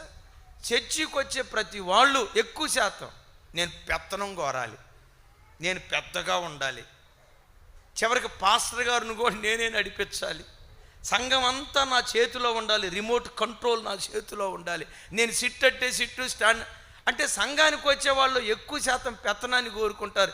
ఈ పెత్తనాన్ని కోరుకునే బ్యాచ్లో కొంతమంది భార్య చేత సీపిరి కట్టతో కొట్టించుకునేవాడు కూడా సంఘానికి వచ్చి అంటాడు, నేను పులే. భార్య అక్కడ నిలబడి అంటే మనోడు అంటాడు, నేను పులే. భార్య అక్కడ అంటది, నువ్వు పిల్లో నాకు తెలియదా? ఇంట్లో భార్య చేత సీపిరి కట్టతో కొట్టించుకునేవాడు కూడా నేను పులి అంటాడు. కానీ మీ మొఖాలు చూస్తేనయ్యా, నేను నిజం చెప్తున్నా, సాక్షాత్తు మీ మొఖాల్లో దేవదూతలే కనపడుతున్నారు నాకు. మీరు సరిగా ఆమె అని చెప్పుకోవాలా? ఆమె అని చెప్పుకోలేదంటే మీ మీద మీకేదో డౌట్ ఉంది. ఎప్పుడు బయట లోకంలో whatever you may be, నువ్వు గెస్టెడ్ ఆఫీసర్ అయి ఉండొచ్చు, ఎంఆర్ఓ అయి ఉండొచ్చు, హెడ్ మాస్టర్ అయి ఉండొచ్చు, హెడ్ మిస్సెస్ అయి ఉండొచ్చు, కలెక్టర్ అయి ఉండొచ్చు, డాక్టర్ అయి ఉండొచ్చు, whatever you may be. మందిరానికి వచ్చేటప్పుడు నీ అధికారం, నీ దర్పం ఎక్కడ చెప్పులు ఇడుస్తావో చెప్పులు ఇడిచే చోట నీ అధికారాన్ని విడిచిపెట్టొచ్చి దేవుని మందిరంలో దీను రాలిగా బ్రతుకు, దీనురాలిగా బ్రతుకు, అంతకంతకు దేవుడు నేను హెచ్చించడం ప్రారంభిస్తాను. చప్పలు కొడుతూ దేవునికి స్తోత్రాలు చెప్దాం. నీవు దేవునిలో స్థిరపడుదువుగాక, నీవు నీ పిల్లలు స్థిరపడుదురుగాక. అయితే స్థిరపడాలంటే ఎప్పుడు నేను కనపడాలి, నేను వినపడాలి, అందరూ నన్ను ఓహో ఓహో అనుకో. అసలు ఈ మనస్తత్వం ఉండకూడదు. ఒక మాట చెప్తాను, గుండెల్లో రాసుకోండి. ఎంత మరుగై ఉంటావో, చూడండి, ఎంత మరుగుగా ఉంటావో అంత వెలుగులోనికి తీసుకొస్తాడు దేవుడు. ఎంత మరుగుగా ఉంటావో అంత వెలుగులోనికి. అందుకని యేసయ్య అంటారు కదా, మీరు లోకమునకు, ఇంకొక మాట అది మీరు లోకమునకు ఉప్పు అయి ఉన్నారు. ఎందుకు ఉప్పు అన్నారు తెలుసా? గమనించండి. కూరంతటికి రుచినిచ్చేది ఏది? అసలు కూరలో ఉప్పు వేయకపోతే కూరకు రుచి ఉంటుందా? చెప్పాలి. అందుకని ఉప్పు అంటదంట, అన్నేసి చూడు అంటదా లేదా? ఎప్పుడు అందమ్మా మీతో? నాకు ఎప్పుడు వినపడలేదే. సరే, ఉప్పు అంటదంట, అన్నేసి చూడు. మాట్లాడాలి. అన్నేసి చూడు. అక్కడ దాకెందుకండి? డాక్టర్ గారి దగ్గరికి వెళ్తే బీపీ వచ్చిందని చెప్పాడు. బాబు ఉప్పు తగ్గించు అన్నాడు. మొదటి రోజు మా బ్రదర్ ఏం చేస్తాడో తెలుసా? సిస్టర్కి చెప్తాడు, అమ్మాయి ఉప్పు తగ్గించో అంటాడు. తగ్గిస్తుంది. రెండో రోజు ఉప్పు లేని కూరే తింటాడు. మూడో రోజు సప్పిడి కూరే తింటాడు. నాలుగో రోజు ఏం చేస్తాడు తెలుసా? ఉప్పేయి. కొంచెం వేసింది, సరిపోలేదు, ఇంకొంచెం ఉప్పేయి. అయ్యా బీపీ అన్నాడు కదా అంటే చివరికి మా ఓడు ఏమంటాడు తెలుసా? సస్తే సచ్చా, బతికితే బతికా. ఉప్పు వేయాల్సిందే. ఎందుకు చెప్పండి? ఉప్పు లేని కూరకు కదా. ఇప్పుడు చూడండి, ఉప్పుకున్న గుణం ఎలాంటిదో చెప్తాను. చికెన్ వండుకున్నారు అనుకోండి, ఆ చికెన్ వండేటప్పుడు చికెన్లో ఏమేమి వేస్తారు? చికెన్ ముక్కలు, కరివేపాకు, కొత్తిమీర, కారం, ఉప్పు, ఇవన్నీ వేస్తారు. సరే, ఇక అన్నం తిందామని చెప్పి ప్లేట్లో కూర వేసుకున్నారు. కూర వేసుకున్నప్పుడు ఆ కూరలో కరివేపాకు కనపడిందా లేదా? టమాటా తొక్కలు కనపడ్డాయా లేవా? కారం కనపడిందా లేదా? నూనె కనపడిందా లేదా? చికెన్ ముక్కలు కనపడ్డాయా లేవా? కనపడకపోతే ప్రాణం బాధ. అవి టన్నులు కనపడాల కదా. సరే, చికెన్ ముక్కలు కనపడ్డాయా లేవా? అమ్మ కనపడ్డాయా లేవా? ఇప్పుడు అడుగుతా, ఉప్పు కనపడిందా లేదా? ఉప్పు కనపడిందా లేదా? ఏమ్మ ప్రశాంతి, 8 మర్చిపోయావా? 8 మర్చిపోయారా? ఏమైంది ఉప్పు? నేను చెప్తా వినండి. కరిగి మరుగై రుచినిచ్చింది. మరోసారి చెప్తాను, కరిగి మరుగై రుచినిచ్చింది. ఈ సంఘంలో నువ్వు ఒక ఉప్పు వంటి దానిగా దేవుని కొరకు మారుదువుగాక. కరిగిపోని, నీ డబ్బు సేవలో కరిగిపోని, నీ బలం దేవుని సేవలో కరిగిపోని, నీ సమయం దేవుని సేవలో కరిగిపోని, కరిగి మరుగై సంఘానికి రుచినిచ్చే ఉప్పులాగా ప్రతి క్రైస్తవుడు దేవుని మందిరంలో బ్రతుకుదురుగాక. మనలో ఉన్న యోవాబు ఆత్మ చచ్చిపోవునుగాక. షిమ్మి స్వేచ్ఛను కోరుకునేవాడు. సో ఆ వివరాలు ఇంకెక్కువసేపు నేను చెప్పలేను. ఆ ముగ్గురిని చంపటాన్ని బట్టి సొలొమోను రాజ్యం ఏమైపోయింది? చెప్పాలి. బిడ్డలారా, నా వైపు చూడండి. నీలో దేవునికి అయిష్టమైనవి, ఆయాస్కరమైనవి ఏమున్నాయో ఈరోజు వాక్యం వింటుండగా ఎక్కడి నుంచి బయలుదేరి వెళ్ళే లోపే యేసు నామములో వాటన్నిటిని నువ్వు చంపివేయుదువుగాక. ఏది మిగలకుండా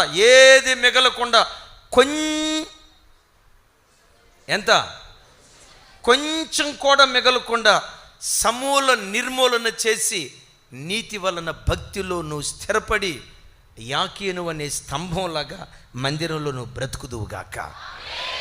మూడవది, మనం భక్తిలో స్థిరపడాలంటే ఏం చేయాలి? చూడండి, ఇక నేను ముగిస్తాను. రేపు పగటిపూట పొలములో బోయజ్, సంఘంలో మనం ఎలా ఉండాలో చెప్తాను. రెండవ స్తంభాన్ని గురించి రేపు పగటిపూట చెప్తాను. హెబ్రీలకు రాసిన పత్రిక 6వ అధ్యాయం, జస్ట్ రెఫరెన్స్ చెప్తున్నాను, తర్వాత నేను చెప్తాను. 13వ వచనం నుంచి 19వ వచనం వరకు. అలాగే రాజుల దినవృత్తాంతాల 2వ గ్రంథం 20వ అధ్యాయం 20వ వచనం నేను చదువుతాను. నాతో కలిసి అందరూ చెప్పడానికి ప్రయత్నం చేయండి. యోధావారులారా, యెరూషలేము కాపురస్తులారా, నా మాట వినుడి. మీ దేవుడైన యెహోవాను నమ్ముకొనుడి. అప్పుడు మీరు స్థిరపరచబడుదురు. ఆయన ప్రవక్తలను నమ్ముకొనుడి. అప్పుడు మీరు రైట్. ఒకసారి నా వైపు చూడండి. భక్తిలో మనం స్థిరపడాలంటే ఎప్పుడు దేవుని మీద నమ్మిక ఉంచాలి. ఒకటి, పునాది వలన స్థిరపడతాం. రెండవది, నీతి వలన స్థిరపడతాం. మూడవది, నమ్మిక వలన స్థిరపడతాం. ఎవరి మీద నమ్మిక? చెప్పాలి. విశ్వాసానికి కర్త, దాన్ని కొనసాగించే యేసు మీదే నీ నమ్మిక ఉండునుగాక. ఈ నమ్మికను గూర్చి చెప్పేటప్పుడు అబ్రహామును గూర్చి ఎక్కువ చెప్తారు. నిజమే, అబ్రహాముకున్నంత నమ్మకం దేవుని మీద ప్రపంచంలో ఇంకొకరికి ఎవ్వరికీ లేదండి. అబ్రహాముతో దేవుడు మాట్లాడారు, అబ్రహామా, నిశ్చయముగా నిన్ను ఆశీర్వదిస్తా, నిశ్చయముగా నిన్ను విస్తరింపచేస్తా అని దేవుడు అబ్రహాముతో ప్రమాణం చేసేటప్పుడు నా తోడు అని ప్రమాణం చేశాడట. చెప్పండి, ఏమని చెప్పాలి? ఎప్పుడైనా మీరు ఒట్టు పెట్టుకునేటప్పుడు ఎట్లా, నా మీద ఒట్టు అంటారా లేకపోతే దేవుని మీద ఒట్టు అంటారా? మనం దేవుని మీద ఒట్టు పెట్టం. కానీ ఒకప్పుడు లోకంలో ఉండేటప్పుడు నా పిల్లల మీద ఒట్టు, నా భర్త మీద ఒట్టు, నా భార్య మీద ఒట్టు, ఇక తప్పితే అనేవాళ్ళమా కాదా? ఇప్పుడు దేవుడు తన మీద ఒట్టు పెట్టుకున్నాడట. సహజంగా ఏ వ్యక్తి అయినా ఒట్టు పెట్టుకునేటప్పుడు తనకంటే గొప్ప వాళ్ళు ఎవరో వాళ్ళ మీద చెప్పి ఒట్టు పెడతారు. దేవుడు తన మీద ఎందుకు ఒట్టు పెట్టుకున్నాడు తెలుసా? ఆయన కంటే గొప్పవాడు ప్రపంచంలో మరొకరు ఎవ్వరూ లేరు గనుక తన తోడు, నా తోడు అని దేవుడు తన మీద ఒట్టు పెట్టుకున్నాడట. అబ్రహాముతో అంటాడు, నిశ్చయముగా నిన్ను ఆశీర్వదిస్తా, నిశ్చయముగా నిన్ను విస్తరింపచేస్తా. ఈ రాత్రి మీతో కూడా దేవుడు ఈ మాట చెప్పమంటున్నాడు. ఎస్, మన దుగ్గిరాల హోసన్న మందిరాన్ని రాగల 2025 సంవత్సరంలో దేవుడు విస్తరింప చేయబోతున్నాడు. ఈ పరిచర్యను దేవుడు విస్తరింప చేయబోతున్నాడు. పరిచర్యనే కాదు, విశ్వసించండి, ఈ రాత్రి వాక్యం వింటున్న ప్రతి కుటుంబాన్ని ఈ రాత్రి నుండి 2025 సంవత్సరం అంతా నా దేవుడు ఆశీర్వదించబోతున్నాడు. ఆశీర్వదించటం మాత్రమే కాదు, మీ సరిహద్దులను నా దేవుడు విశాలపరచునుగాక. అయితే మీరు నేను చేయాల్సింది జస్ట్ నమ్మిక ఉంచితే చాలు. అబ్రహాము నమ్మకం ఉంది చూసారా? అబ్రహాము నమ్మకం మామూలు నమ్మకం కాదండి. అబ్రహామును మెసొపొతేమియా నుంచి పిలిచినప్పుడు రాయబడిన మాట, ఏ దేశమునకు వెళ్ళవలెనో తెలియకయే బయలుదేరాడు అని రాసి ఉంటుంది. నాతో కలిసి చెప్పండి, ఏ దేశమునకు వెళ్ళవలెనో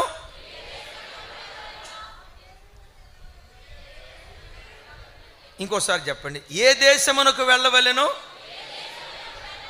తెలియకయే బయలుదేరాను. ఎట్లా బయలుదేరాడంట? ఏం తెలియక? నేను మిమ్మల్ని ఒక మాట అడుగుతానమ్మా, ఎవరైనా ఎక్కడికైనా ప్రయాణమే వెళ్ళేటప్పుడు ఎక్కడికి వెళ్ళాలో తెలియకుండా బయలుదేరతారా? ఏ పిచ్చోడు కూడా బయలుదేరాడు అట్లా. ఈ సృష్టిలో అట్లా బయలుదేరిన ఒకే ఒక్క వ్యక్తి, వన్ అండ్ ఓన్లీ. ఏ దేశమునకు వెళ్ళవలెనో, ఎవరైనా ఎక్కడికి వెళ్ళాలో తెలియకుండా బయలుదేరతారు. అక్కడ దాకా ఎందుకండి? ఆర్టీసీ బస్సు ఎక్కారు, మీరు సీట్లో కూర్చోవడంతో కండక్టర్ గారు వస్తాడు, టికెట్ టికెట్ టికెట్ టికెట్ అంటాడు. మీ దగ్గరకు వచ్చి అంటాడు, అమ్మా ఎక్కడికి టికెట్ అని అన్నారు. మీరు కండక్టర్ని చూసి ఏమో మరి అన్నారు అనుకోండి, ఏమంటాడు కండక్టరు? అమ్మా ఇది హైదరాబాదే వెళ్ళింది, ఎర్రగడ్డ మెంటల్ హాస్పిటల్ దగ్గర ఆపుతా, అక్కడ దించుతలే అంటాడు. ఎవరైనా ఏమో మరి అంటారా? ఎక్కడికైనా బయలుదేరేటప్పుడు ఆ ఊరు ఎలాంటిదో, నేల ఎలాంటిదో, పరిస్థితులు ఎలాంటివో ఇవన్నీ తెలుసుకుంటారు. అబ్రహాము ఏమీ తెలుసుకోకుండా తెలియకయే ఎందుకు బయలుదేరాడో తెలుసా? అబ్రహాము గుండెల్లో ఒక నమ్మకం, నా దేవుడు నన్ను ఎక్కడికి తీసుకొని వెళ్ళినా క్షేమకరమైన స్థలానికే తీసుకొని వెళ్తాడు, మేలైన స్థలానికే తీసుకొని వెళ్తాడు. నా దేవుడు నా బ్రతుకులో కీడు చేయడు. నా దేవుడు కీడు చేసే దేవుడు కాదని గుండెల నిండా అబ్రహాముకు దేవుని పట్ల నమ్మకం. దేవుని బిడ్డ, వచ్చే సంవత్సరం ఎలా ఉంటుందో, నా పిల్లల భవిష్యత్తు ఎలా ఉంటుందో, నా కుటుంబం ఎలా ఉంటుందో, నా ఆర్థిక స్థితిగతులు ఎలా ఉంటాయో తెలియని కలవరం గుండెల్లో పెట్టుకొని రాత్రి నువ్వు కూర్చున్నావా? ఖచ్చితంగా చెప్తాను, రాబోయే దినాలు మేలైన దినాలే దేవుడు నీ కొరకు దాచిపెట్టాడు. క్షేమకరమైన దినాలే దేవుడు దాచిపెట్టాడు. 2024లో దేవుడు నిన్ను ఆశీర్వదించిన దానికంటే, 2023లో దేవుడు దీవించిన దానికంటే, 2022లో దేవుడు నిన్ను ఆశీర్వదించిన దానికంటే 2025 సంవత్సరం రెట్టింపుగా దేవుడు మిమ్మల్ని విస్తరింప చేయబోతున్నాడు. అయ్యా, ఎలా ఈ మాట చెప్తారు? ఎలా చెప్తానో తెలుసా? ఈ దేవుడు సంవత్సరములు జరుగుచుండగా కార్యాలు నూతన పరిచేవాడు, తరం తర్వాత తరం అభిషేకాన్ని రెట్టింపు చేసేవాడు. సంవత్సరాలు జరుగుచుండగా కార్యాలు నూతన పరిచే ఈ దేవుడు గడిచిన సంవత్సరాల్లో చేసిన కార్యాల కంటే నమ్మండి 2025 వినూత్న కార్యాలు జరిగించే సంవత్సరంగా దేవుడు మార్చబోతున్నాడు. అయితే నువ్వు చేయాల్సిందేంటి? చెప్పాలి. ఎవరి మీద? మీ మేనమామ మీద కాదు, అమ్మ మీద కాదు, నాన్న మీద కాదు, చుట్టాల మీద కాదు. నీ నమ్మిక ఏదైనా ఉన్నదా అంటే, నీ విశ్వాసం ఏదైనా ఉన్నదా అంటే, విశ్వాసమునకు కర్త దాన్ని కొనసాగించే యేసు మీదే నీ నమ్మికుండును గాక. అబ్రహాము యొక్క నమ్మకాన్ని తారాస్థాయికి చూపించే 2 సన్నివేశాలు టక చెప్తాను చూడండి. లోతు అబ్రహాము వేరైపోయారు. అబ్రహాం అన్నాడు, లోతు నువ్వు తూర్పుకి వెళ్తానంటే నేను పడమరకి వెళ్తా, నువ్వు పడమరకి వెళ్తానంటే నేను తూర్పుకి వెళ్తా, ఆప్షన్ నీది, ఏది కావాలో కోరుకో అన్నాడు. లోతు ఏం చేశాడో తెలుసా? యోర్దాను ప్రవహించే పచ్చటి ప్రాంతం నాకు కావాలి అన్నాడు. విచిత్రం ఏంటంటే, సారవంతమైన నేల, పంట బాగా పండే నేల లోతుకి వెళ్ళిపోయింది. అబ్రహాముకి ఏ నేల మిగిలిందో తెలుసా? కొండలు లోయలు కలిగిన ఎడారి నేల, విత్తనం వేస్తే మొలకెత్తని ఇసుక నేల అబ్రహాముకు మిగిలింది. ఓ మాట, ఎడారి నేలకు కూడా అబ్రహాము సంతోషంగా అడుగుపెట్టాడు. ఎందుకు సంతోషంగా అడుగుపెట్టాడో తెలుసా? లోతు సారవంతమైన నేలను నమ్ముకున్నాడు. అబ్రహాము నిస్సారమైన నేలను సారవంతమైన నేలగా మార్చగలిగిన దేవుని తను నమ్ముకున్నాడు. లోతు దేన్ని నమ్ముకున్నాడు? అబ్రహాము దేన్ని నమ్ముకున్నాడు? నిస్సారమైన నేలను సారవంతమైన నేలగా మార్చగలిగిన దేవుణ్ణి తాను నమ్ముకున్నాడు. అబ్రహాము విశ్వాసం ఏంటో తెలుసా? నేను బ్రతుకుతున్న ఈ స్థలములోనే నా పంటను దేవుడు ఆశీర్వదిస్తాడు, నేను బ్రతుకుతున్న ఈ చోటే నా దేవుడు నన్ను విస్తరింపచేస్తాడని దేవుని మీద నమ్మకంతో అడుగుపెట్టాడు. బిడ్డలారా, ఈ రాత్రి చూడండి, నీ దేవుడు ఎవరో తెలుసా? నువ్వు బ్రతుకుతున్న చోటే నిన్ను ఆశీర్వదిస్తాడు. నీ చేతిలో ఏ పని ఉందో, నీ చేతిలో ఏ ఉద్యోగం ఉందో, నీ చేతిలో ఏ వ్యాపారం ఉందో, నువ్వు ఎక్కడ బ్రతుకుతున్నావో నీ చేతిలో ఉన్న దానితోని చిత్ర విచిత్రాలు ఈ దేవుడు జరిగిస్తాడు. ఇది జరుగునా అని అనుకున్నని భేకర కార్యాలు జరిగిస్తాడు. అబ్రహాము జీవితంలో దేవుడు జరిగించాడో లేదో చెప్తాను చూడండి. అబ్రహాము లోతు వేరైపోయారు కదా, ఆ రోజు నుంచి ఈ రోజు వరకు మిమ్మల్ని ఒక మాట అడుగుతాను. ఈ రోజున ప్రపంచ దేశాల్లో అద్భుతమైన వ్యవసాయం ఏ దేశంలో జరుగుతుంది? టకామని చెప్తారు, ఇజ్రాయెల్ దేశం అని. గతంలో చంద్రబాబు నాయుడు గారు ముఖ్యమంత్రిగా ఉన్న దినాల్లో ఇజ్రాయెల్ దేశపు టెక్నాలజీ కుప్పంలో డెవలప్ చేయాలని చూశారు, సక్సెస్ కాలేదనుకోండి. కేసీఆర్ కూడా ప్రయత్నం చేశారు, సక్సెస్ కాల. ఏంటి ఇజ్రాయెల్ దేశంలో ఉన్న ప్రత్యేకత అంటే, ఇజ్రాయెల్ దేశంలో ఒక్క టమాటా చెట్టు వచ్చి 60 కిలోల టమాటాలు కాస్తుందంట. ఎంతమ్మా? అయ్యగారు మీరు ఆల్రెడీ వెళ్ళొచ్చినట్టున్నారు కదా, ఇజ్రాయెల్ దేశం వెళ్ళొచ్చారు కదా 3 సార్లు. ఒక్కొక్క టమాటా చెట్టు వచ్చి 60 కిలోలు. ఇప్పుడు కిలో టమాటా ఎంతమ్మా? 60 రూపాయలా? రైట్, 60 × 60. ఒక్క టమాటా చెట్టు ఉంటే 3600. ఓ 10 చెట్లు పెట్టుకుంటే చాలు, జీవితం అంతా బేషుగ్గా బ్రతకొచ్చు. విచిత్రం తెలుసా, ఇజ్రాయేలు దేశంలో ఒక్క పాడి గేదె రోజుకొచ్చి 3 సార్లు పాలిస్తుందంట. మీరు కావాలంటే నెట్లో సెర్చ్ చేయండి. ఒక్క పాడి గేదె రోజుకొచ్చి 33 లీటర్ల పాలు ఇస్తుందంట. ఇజ్రాయేలు దేశ పాలు లీటర్ వచ్చి 150 రూపాయలు. ఇజ్రాయేలు దేశపు పాడి గేదెని కనుక మనం తెచ్చుకొని పెంచుకుంటే నెలకొచ్చి 1,50,000 రూపాయలు సంపాదిస్తాం. 2 గేదెలుంటే 3 లక్షలు. సాఫ్ట్వేర్ ఇంజనీర్ కూడా పనికిరాడు. కారణం ఏంటో చెప్పమంటారా? ఆ గడ్డ ఒక విశ్వాస వీరుడు నడియాడినటువంటి గడ్డ. ఆ విశ్వాస వీరుడు చనిపోయాడు, కానీ విశ్వాస ఫలాలు నేటికి వారి పిల్లలు అనుభవిస్తూనే ఉన్నారు. అరే, అబ్రహాం ఎప్పటి వాడండి? 4000 సంవత్సరాల క్రితపు వాడు. క్రీస్తు పూర్వం 2000 సంవత్సరానికి చెందినవాడు. అప్పటికిప్పటికి ఎంత తేడా చెప్పే కదా. నేనంట విశ్వాస వీరుడు చనిపోయాడు, కానీ విశ్వాస ఫలాలు 4000 సంవత్సరాల నుండి ఆ సంతతి వాళ్ళు అనుభవిస్తూనే ఉన్నారు. బిడ్డలారా, నీకు ఒక మాట చెప్తాను. దేవుని నమ్ముకొని బ్రతుకుతున్నావు కదా, దేవుని మీద విశ్వాసం ఉంచి ఆయన మీద ఆధారపడి బ్రతుకుతున్నావు కదా. విచిత్రం ఏంటో తెలుసా? నీవు చనిపోయిన తర్వాత కూడా నీ భక్తిని దేవుడు గుర్తుకు తెచ్చుకొని 1000 తరాల వరకు నీ పిల్లలను నా దేవుడు కరుణిస్తాడు. నేనంట నీకు మరణం ఉందేమో కానీ నీ భక్తి ఆశీర్వాదానికి మరణం లేదు. ఎన్ని తరాలు అనుభవిస్తారు? మనం ఎన్ని తరాలు బ్రతుకుతాం? 10. ఎవరా తల్లి? దావీదు గారికే సాధ్యం కాల, ఆదాముకి సాధ్యమైంది. 10 తరాలు మనం బ్రతకం, మహా అయితే 3-4. విచిత్రం ఏంటో తెలుసా? నీకు మరణం ఉందేమో కానీ నీ భక్తికి మరణం లేదు. నీ పిల్లల అంటే నేనంట నువ్వు నమ్మేది కూడా, దేవుణ్ణి విశ్వసించేది కూడా ఆ స్థాయిలో అబ్రహాములాగా విశ్వసించుదువుగాక. ఎప్పుడు నోటితో మాట్లాడిన విశ్వాస మాట మాట్లాడు. హల్లెలూయా. అబ్రహాము యొక్క విశ్వాసాన్ని తారాస్థాయిలో చూపించే ఒక దివ్యమైన అనుభవం. ఇస్సాకును బలి ఇవ్వటానికి మోరియా పర్వతం మీదకి తీసుకెళ్తున్నాడు. అడిగాడు, పని వాళ్ళతో అన్నాడు, పనివారులారా మీరు ఇక్కడే ఉండండి, నేను నా కుమారుడైన ఇస్సాకు మోరియా పర్వతం మీదకి వెళ్ళి బలిపీఠం కట్టి యెహోవాకు మొక్కి బలి అర్పించి మేము వచ్చేదము, తిరిగి వచ్చేదము అంటున్నాడు. ఏమన్నాడు? ఎంతమంది వెళ్తున్నారు పర్వతం మీదకి? ఎవరెవరు? అబ్రహాము, ఇస్సాకు. ఎవరిని బలి ఇవ్వబోతున్నాడు? ఇస్సాకును బలి ఇచ్చిన తర్వాత వస్తాను అనాలా, వస్తాము అనాలా? నాకు వినపడలా. వస్తాను అనాలా, వస్తాము అనాలా?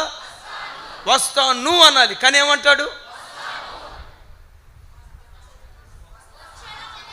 వచ్చేదము అంటే ఫ్లోరలా సింగులరా? వచ్చేదము అంటున్నాడు. వచ్చేదను అనాలా, వచ్చేదము అనాలా? వచ్చేదము అని ఎందుకు అంటున్నాడో తెలుసా? ఎస్, నా దేవుడు కోరుకున్నట్లుగానే బలిపీఠం కడతా, కట్టెలు పేరుస్తా, ఇస్సాకును చంపుతా, ఇస్సాకు యొక్క మాంసాన్ని కట్టెల మీద పేరుస్తా, అగ్నితో కాలుస్తా. నా ఇస్సాకు శరీరం అగ్నితో కాలిపోయి బూడిదైపోతుంది. నేను ఆరాధించే నా దేవుడు ఎవరో తెలుసా? ఆ బూడిదలో నుండి మరలా ఇస్సాకును పుట్టించగలిగిన శక్తివంతుడైనటువంటి దేవుడు. నా కొడుకు బూడిదైపోయిన బూడిదలో నుంచి మరలా బ్రతికిస్తాడు. విశ్వాసపు వాక్కు మాట్లాడాడు. బిడ్డలారా, నా వైపు చూడండి. ఒకవేళ నీ కళ్ళ ముందు నీ పిల్లలు ప్రయోజకులు కాక వాళ్ళ బ్రతుకు బూడిదలాగా అయిపోయిందా? నా పిల్లలను గురించి నేను కన్న కళ్ళలేంటి? నా కొడుకేంటి ఎలా అయిపోయాడు? నా కూతురేంటి ఎలా అయిపోయింది? అందరి పిల్లలు బాగానే ఉన్నారు, అందరి కూతుళ్ళ సంసారాలు బాగానే ఉన్నాయి. నా కూతురు జీవితంలోనే ఎందుకు ఇలా జరిగింది? నా కొడుకు జీవితంలోనే ఎందుకు ఇలా జరిగిందని కృంగిన హృదయంతో ఈ రాత్రి మందిరానికి వచ్చావేమో. బలహీనపడిన హృదయంతో ఈ రాత్రి మందిరానికి వచ్చావేమో.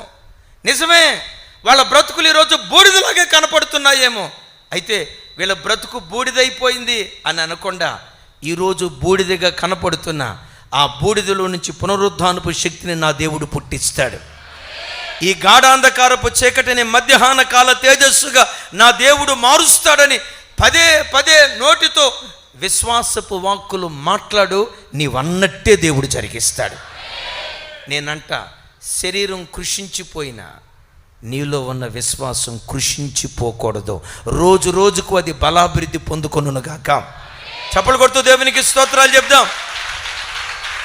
ఒకవేళ పరిస్థితులు ఈరోజు ప్రతికూలంగా ఉండొచ్చు. మాట్లాడు. ఏమని మాట్లాడాలి? ఈరోజు నా పిల్లలను బట్టి నేను తలదించుకున్నానేమో, ఒకరోజు రాబోతుంది ఇదే పిల్లలను బట్టి తలెత్తుకొని తిరిగే దినాలు దేవుడు నాకు ఇస్తాడు. నిశ్చయంగా దేవుడు నాకు ఇస్తాడు. ఏ గ్రామంలో అవమానపడ్డానో, ఏ గ్రామంలో నిందపడ్డానో, ఒకరోజు వస్తుంది నేను అనుభవించిన నిందకు ప్రతిగా రెట్టింపు ఘనత నా దేవుడు నాకు అనుగ్రహిస్తాడు.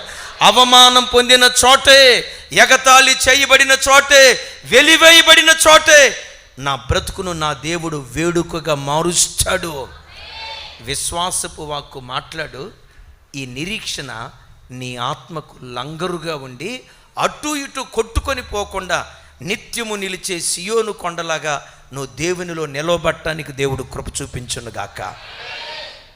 బిడ్డలారా, దేవుడు మీకు ఇచ్చిన ఈ చక్కటి మందిరంలో ఒక్కొక్క బిడ్డ ఒక యాకీనులాగా ఉండాలి, స్థిరపడాలి, సంఘంలో స్థిరపడాలి, దేవునిలో స్థిరపడాలి. మనం స్థిరపడాలంటే మొట్టమొదట ఏముండాలి? మొట్టమొదట పునాది వలన స్థిరపడతాం, రెండవది నీతి వలన స్థిరపడతాం, మూడవది నమ్మిక విశ్వాసం వలన స్థిరపడతాం. ఆఖరి మాట చెప్తాను, ఇది చెప్పి రేపు పగటిపూట పొలములో బోయాసు, సంఘంలో మనం ఎలా ఉండాలి, రెండవ స్తంభం బోయాజు అనే స్తంభాన్ని గురించి పగటిపూట చెప్తాను. రేపు రాత్రి వరకు మీ మధ్యలో ఉంటాను. మీరు ఎరిగిన వాళ్ళందరికీ షేర్ చేసి నడిపించండి. ఓకే. సామెతల గ్రంథం 20వ అధ్యాయం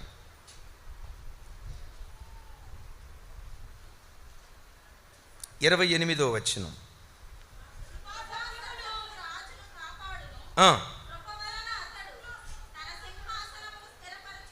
కృప వలన అతడు తన సింహాసనమును, హెబ్రీయులకు రాసిన పత్రిక 13వ అధ్యాయం 9వ వచనం. నేను చదువుతా తల్లి. థ్యాంక్ యూ అమ్మా, థ్యాంక్ యూ. హెబ్రీయులకు రాసిన పత్రిక 13వ అధ్యాయం. అందరూ మీ బైబిల్ తెరిచి ఆ మాట చూడండి ఒకసారి. 9వ వచనం. నానా విధములైన అన్య బోధల చేత త్రిప్పబడుకుడి, భోజన పదార్థములను బట్టి కాక కృపను బట్టి హృదయము స్థిరపరుచుకొనుట మంచిది. ఇప్పుడు చెప్పండి, నానా విధమైన బోధల చేత మనం ఏం కాకూడదట? ఒక్క మాట, కల్తీ బోధ అస్సలు వినకండి, నకిలీ బోధ అస్సలు వినకండి. ఆ పాస్టర్ గారు ఏం చెప్తారు, ఈ పాస్టర్ గారు ఏం చెప్తారు, చెత్తంతా వినకండి. నానా బోధల చేత దేవుని బిడ్డలు త్రిప్పబడకూడదు. మనం వినాల్సిన ఒకే ఒక్క బోధ అపోస్తలుల బోధ. ప్రాణం పోయే వరకు ఆ బోధలోనే కట్టబడుదుముగాక. ప్రాణం పోయే వరకు ఆ బోధలోనే మనం స్థిరపడుదుగాక. నానా బోధల చేత మీరు త్రిప్పబడొద్దు. భోజన పదార్థములను బట్టి కాక కృపను బట్టే హృదయమును స్థిరపరుచుకొనుట. ఇప్పుడు నేను మిమ్మల్ని అడుగుతాను, మనల్ని స్థిరపరిచేది నాలుగవది ఏది? చెప్పాలి. ఇక్కడ రాసింది కదా, కృప వలనే ఒకడు స్థిరపరచబడతాడు. సామెతల గ్రంథంలో చూస్తాం కదా, కృప వలనే సింహాసనము స్థిరపరచబడు. నీ ఆత్మీయ సింహాసనం, నీ పరిశుద్ధ సింహాసనం, దేవుడు నీ హృదయములో సింహాసనాసీనుడై ఆయన స్థిరపడాలన్నా, నీవు దేవునిలో స్థిరపడాలన్నా కృపచేతే స్థిరపరచబడతాం. కానీ భోజన పదార్థాల చేత మనం స్థిరపడం. చాలాసార్లు అనుకుంటాం బిడ్డలారా, పేద స్థితిలో ఉన్నవాడు అనుకుంటాడు, ఏమనుకుంటాడు తెలుసా? నేను దేవునిలో అంత స్థిరపడలేకపోవటానికి కారణం ఏంటంటే నాకున్న పేదరికమే. అదే దేవుడే కనుక నన్ను ఆశీర్వదిస్తే 24 గంటలు నేను ప్రార్థన చేయకపోదునా? కాస్త డబ్బు ఇస్తే, కాస్త ఆశీర్వదిస్తే, కాస్త సొంత ఇల్లు ఇస్తే, కాస్త గవర్నమెంట్ ఉద్యోగం ఇస్తే, ఆర్థికంగా దేవుడు నన్ను ఆశీర్వదిస్తే నేను ఎంత భక్తిగా బ్రతికేవాడినో కదా. నేను భక్తిగా బ్రతకలేకపోవటానికి నా పేదరికం అని పేద స్థితిలో ఉన్నవాళ్ళు అనుకుంటారు. ఓ మాట అడుగుతా, అదే నిజమైతే డబ్బున్న వాళ్ళందరూ భక్తి కలిగిన వాళ్ళేనా కాదా? ఎవరా మనిషి? నిజమే, అది కాదు. పేదోడు కొన్న భక్తి, పేదోడు కొన్న విధేయత, పేదోడు కొన్న కన్నీటి అనుభవం ధనవంతుల్లో ఎక్కువ శాతం ఉండదు. ఎవరా మనిషి? ఆమెనందే. మీరు ఎక్కడైనా చూడండి, ఇప్పుడు ఏ చర్చ అయినా చూడండి అండి, గమనించండి. సైకిల్ మీద వచ్చేవాళ్ళు ఆదివారపు ఆరాధనకి టయానికి వస్తారా? టూ వీలర్ మీద వచ్చేవాళ్ళు వస్తారా? కారులో వచ్చేవాళ్ళు వస్తారా? ఎంత కరెక్ట్గా చెప్పారు చూడండి భక్త మహాశయులు. సైకిల్ మీద వచ్చేవాళ్ళే టయానికి వస్తారంట. నేనంట అందరికంటే టయానికి రావడానికి ఎవరికి అవకాశం ఉంటుంది? కార్ల మీద ఉన్న వాళ్ళకి అవకాశం ఉంటుంది. కానీ అద్భుతం తెలుసా, ఈ కార్ల మీద వచ్చేవాళ్ళు ఎప్పుడు వస్తారో తెలుసా? ముగింపులో అయ్యగారు ఆశీర్వాదం ఇస్తాడే, అయ్యగారిని ఆశీర్వదించిపోదామని వస్తాడు. ఎప్పుడు నీకు తెలుసా, డబ్బులో ఉన్న మోసం ప్రపంచంలో దేనిలో లేదు. సంపన్న స్థితిలో ఉన్న మోసం మరో దేనిలో లేదు. అలాగని మనం సంపన్న స్థితిలో ఉండకూడదని కాదు నా అభిప్రాయం. సంపన్న స్థితిలో కూడా అబ్రహాము దేవుని పట్ల భయభక్తులు కలిగి బ్రతికాడు. ఇస్సాకు, యాకోబు, దావీదు సంపన్న స్థితిలో ఉన్నవాళ్లే. అయితే నేనంట, నువ్వు స్థిరపడేది డబ్బును బట్టి స్థిరపడలేవు. సంతానం లేని తల్లి అనుకుంటుంది, దేవా నాకు సంతానం లేదు కాబట్టి అంత భక్తిగా బ్రతకలేకపోతున్నానయ్యా, నాకే కనుక ఓ కొడుకునిస్తే, ఓ కూతుర్నిస్తే 24 గంటలు ప్రార్థన చేయకపోతున్నాయ్యా అని అంటుంది. అదే నిజమైతే పిల్లలు కలిగిన తల్లులు ఎంతమంది భయభక్తులు కలిగి ఎంతమంది ప్రార్థన పరులుగా బ్రతుకుతున్నారు? ఒక మన చర్చికి తెలిసిన ఒక చెల్లి ఉంది, బాగా ప్రార్థన చేసేది. అన్నయ్య ఒక కొడుకు, అన్నయ్య ఒక కొడుకు, అన్నయ్య రోజుకు 3 గంటలు ప్రార్థన చేస్తున్నాను అన్నయ్య, నాకే కనుక సంతానం ఇస్తే 4 గంటలు ప్రార్థన చేస్తాను అన్నయ్య అంది. దేవుడు కనికరించాడు, 2 పిల్లల్నిచ్చాడు. అమ్మా ఎట్లా ప్రార్థన చేసుకుంటున్నావురా? 4 గంటలైందా 5 గంటలైందా అన్నాను. ఎక్కడ అన్నయ్య, పిల్లలతో అస్సలు కుదరట్లేదు అన్నయ్య. ఏమన్నావమ్మా? నాకే ఎక్కడ అన్నయ్య? బిడ్డలారా, తుప్పు పట్టిపోయే వెండి బంగారాల చేత భక్తిలో నువ్వు స్థిరపడలేవు. గవర్నమెంట్ ఉద్యోగాన్ని బట్టి స్థిరపడలేవు. కోట్ల రూపాయల ఆస్తి నిన్ను స్థిరపరచలేదు. నిన్నైనా నన్నైనా భక్తిలో స్థిరపరచగలిగింది దేవుని కృప ఒక్కటి మాత్రమే. గట్టిగా చెప్తూ చప్పలు కొడుతూ దేవునికి స్తోత్రాలు చెప్దాం. రైట్, నీకు విశ్వాసం ఉండి ఉండొచ్చు, విశ్వాసం వలన స్థిరపడతాను అనుకోకు. అవసరమే విశ్వాసం. నీకు నీతి ఉండొచ్చు, నా నీతి వలన నేను స్థిరపడతాను అని అనుకోకు. నీకు అపోస్తుల బోధ దొరుకుండొచ్చు, మా బోధన మించిన బోధ విర్రవేగాల్సిన అవసరం లేదు. అపోస్తుల బోధ కంటే, నీతి కంటే, నమ్మిక కంటే నిన్ను నన్ను దేవునిలో కడవరకు స్థిరపరిచేది తెలుసా? దేవుని కృప తప్ప, దేవుని కృప తప్ప మరొకటేది భక్తిలో నిన్ను స్థిరపరచలేదు. అందుకనే బిడ్డలారా, నా వైపు చూడండి. భోజన పదార్థాలను బట్టి కాక దేవుని కృపచేతే మనం స్థిరపడతాం. బైబిల్లో రాయబడిన చక్కటి మాట నా తట్టు చూడండి. అంటాడు భక్తుడు అక్కడ, రథముల బలము వలన, గుర్రముల నరుల కాలి సత్తు వలన యెహోవా ఆనందించేవాడు కాదు. ఆయన యందు భయభక్తులు కలిగి ఆయన కృప కొరకు కనిపెట్టుకున్న వారందరి యందు యెహోవా ఆనందించేవాడై ఉన్నాడు. ఎవరి యందు ఆనందిస్తాడట? రథాల బలం, గుర్రాల బలం, నరుల కాలి సత్తువ యందు ఆయన ఆనందించాడట. నాకు ఇన్ని సంవత్సరాల ఆత్మీయ జీవితం ఉందండి, నేను పడిపోను. అలాంటి వ్యక్తుల్లో దేవుడు ఆనందించాడు. మేము వెళ్ళే సంఘం ఏమనుకుంటున్నారంటే, మా సంఘం బట్టి మేము పడిపోము అని అనటానికి వీల్లేదు. ప్రతి దినం నువ్వు అనాల్సిన మాట ఏంటో తెలుసా? నన్ను నిలవబెట్టేది నీ కృపేనయ్యా, నన్ను బ్రతికించేది నీ కృపేనయ్యా, కడవరకు సాక్షిగా నన్ను నిలవబెట్టేది నీ కృపేనయ్యా అని ప్రతి క్షణం కృప కృప కృప కృప కృప కృప అంటూ కృపలో మనం తేలియాడే వ్యక్తులుగా దేవుని సన్నిధిలో బ్రతికే భాగ్యం దేవుడు అనుగ్రహించునుగాక. ఎంతకీ కృప ఎప్పుడు దొరుకుతుంది చూడండి. అంటాడు భక్తుడు, ఉదయమున నీ కృపతో తృప్తిపరచు, అప్పుడు దినమెల్లా మేము ఉత్సహించి సంతోషించేదము అంటాడు. ఒకసారి నాతో కలిసి చెప్పండి. ఉదయమున, పెద్దగా, ఉదయమున నీ కృపతో నన్ను తృప్తిపరచు, అప్పుడు దినమెల్లా మేము ఉత్సహించి సంతోషించేదము. ఓ మాట, కృప దొరికే సమయం ఏది? కృప దొరికే సమయం ఏది? దేవుని కృప అరుణోదయపు దినాన దొరుకుతుంది. అందుకని బిడ్డలారా, మీరు నేనేం చేయాలో తెలుసా? సూర్యుడు తూర్పు దిక్కున ఉదయించక మునిపే నీ పడకల మీద నుంచి నువ్వు లేవాలి.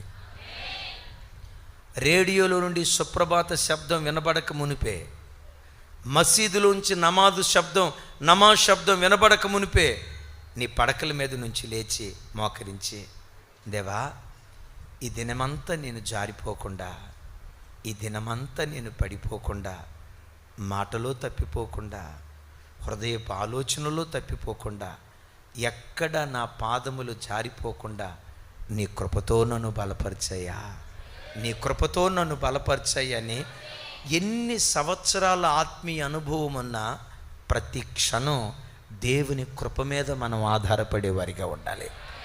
అందుకని భక్తుడు అంటాడు, నేనెన్నడూ కదల్చబడనని నా క్షేమకాలాన నేను అనుకున్నా. ఇప్పుడు నాకు అర్థమైంది ఏంటో తెలుసా? యెహోవా దయగలిగి నీవే నా పర్వతమును స్థిరపరిచితివి అంటాడు. ఒక్కసారి ఈ మాట చెప్పండి. ఒకని ప్రవర్తన యెహోవా వలనే, ఇంకోసారి చెప్పండి, ఒకని ప్రవర్తన ఎవరి వలన స్థిరపరచబడిద్దట? ఈ వాక్యం పట్టుకొని మీరు ఎట్లా అనొచ్చు, అయితే అంటే నా ప్రవర్తన స్థిరపడలేదంటే నాది కాదు తప్పు, దేవుడు స్థిరపరచలేదు కాబట్టి కాదు. నీ గుండె లోతుల్లో నేను దేవుని కొరకు బ్రతకాలనే ఒక్క ఆశ గుండెల్లో పెట్టుకొని ఒక్కడుగు నువ్వు ముందేస్తే 99 అడుగులు దేవుడు ముందుకేస్తాడు.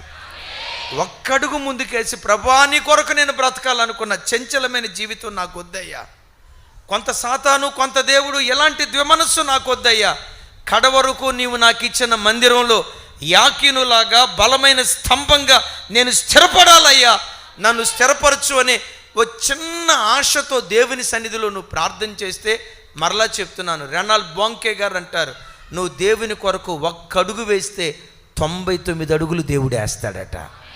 నువ్వు ఎన్ని అడుగులు వేయాలి? హృదయపు లోతులో నుంచి నీలో స్థిరపడతానయ్యా, వద్దు ఈ చంచలమైన మనస్సు, ఇటు అటు ఊగిసలాడే మనస్సు నాకు వద్దయ్యా, స్థిరుడిగా నన్ను బ్రతికించని హృదయపు లోతుల్లో నుంచి కోరుకో. నువ్వు బ్రతికే చోట యాకీనులాగా బలమైన స్తంభంగా నా దేవుడు నిన్ను స్థిరపరచునుగాక. అందరూ మోకరించుదాం, అందరూ మోకరించుదాం. ఎవ్వరూ అటు ఇటు చూడకుండా ఒక్క నిమిషం కళ్ళు మూసుకొని వినయ భయభక్తులతో, మా మందిరం ఎప్పటికీ జీవం కలిగిన మందిరంగా ఉండాలయ్యా, జీవం కలిగిన దేవుడవైన నీవు మా మందిరంలో సంచరించాలయ్యా, దేవా జీవం కలిగిన వాడిగా మా మధ్యలోనికి రాయ్యా, జీవం కలిగిన దేవునిగా మీ కార్యాలు మా మధ్యలో చేయయ్యా. అదిగో దైవజనుడైన మోషే అంటున్నాడు, 6 లక్షల మంది మాతో వచ్చినా రాకపోయినా నీ ఒక్కడివి మాకు తోడుగా వస్తే చాలయ్యా. అడుగుతున్నాడు, నాతో రాయ్యా, నాతో రాయ్యా అని. మందిరం నుంచి తిరిగి వెళ్తుంటుండగా, దేవా నాతో రాయ్యా, నాతో రాయ్యా, మీ సన్నిధి నాతో కూడా ఉంచేది నా ప్రవర్తన అని సెలవిచ్చావు కదా, మాట్లాడు, దేవునితో మాట్లాడు. నా ప్రవర్తన చక్కదిద్దుకునే కృప నాకు దయచేయ్యా, నా ప్రవర్తన సరి చేసుకునే కృప నాకు దయచేయ్యా. నానా బోధల చేత నేను త్రిప్పబడకుండా అపోస్తుల బోధలో స్థిరపడే కృప నాకు దయచేయి. కడవరకు ఈ బోధలో నిలవబడాలి, ఈ బోధే నాకు పునాదిగా ఉండాలి స్వామి. ఈ బోధలో కట్టబడే భాగ్యం నాకు దయచేయి. భక్తిహీనత వలన ఎవడు స్థిరపరచబడనని లేఖనం అంటుంది. యవన బిడ్డ, ఏ భక్తిహీనత నీలో ఉందో, ఏ అపవిత్రత నీలో ఉందో, ఏ చెడుతనం నీలో ఉందో, దాన్ని తొలగించుకోవటానికి ఈ రాత్రి దేవుడి కూడిక ఏర్పాటు చేశాడు. నీతి వలన సింహాసనం స్థిరపరచబడుతుంది.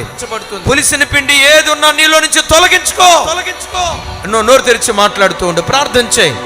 నువ్వు తొలగిస్తూ ఉండగా నీ సింహాసనాన్ని రాత్రి దేవుడు స్థిరపరచబోతున్నాడు. భక్తిలో దేవుడు నేను స్థిరపరచబోతూ ఉన్నాడు. భక్తిలో నన్ను స్థిరపరిచేసాయా. ఈ చంచలమైన జీవితం నాకు దూరం చేయి నాయనా. గుండెల నిండా విశ్వాసాన్ని కుమ్మరించు. అబ్రహాము లాంటి విశ్వాసం నాకు దయచేయి. అబ్రహాము లాంటి నమ్మిక నాకు దయచేయి. ఏ నాటికైనా దేవుడు నన్ను ఆశీర్వదిస్తాడు. బూడిదలో నుండి ప్రతి సృష్టిని సృష్టిస్తాడు. నీ నమ్మికను బట్టి దేవుడు కార్యాలు చేయబోతున్నాడు. ప్రభా, నా ఖాళీ సత్తువతో నేను ఈ భక్తిలో నిలవబడలేనయ్యా. నన్ను కడ వరకు నిలవబెట్టేది నీ కృపే. కడ వరకు నన్ను నిలవబెట్టేది నీ కృపే. కృప వలనే సింహాసనం స్థాపించబడుతుందయ్యా. కృప దయచేయి. నోరు తెరిచి అందరం కృప అంటూ, నోరు తెరిచి అందరం కృప అంటూ, నీ కృప దయచేయ్. నీ కృప దయచేయ్. నేనేమై ఉన్నానో నీ కృప ఉన్నాను స్వామి. కృప దయచేయ్. కృప కుమ్మరించినట్లుగా చప్పులు కొడుతూ దేవుని కృపను ఆహ్వానించుదాం. రాధాల శబాల బాధిరబాల షగతుర. కృప కుమ్మరించబడే సమయం. కృప కుమ్మరించబడే సమయం. కృప కలుగును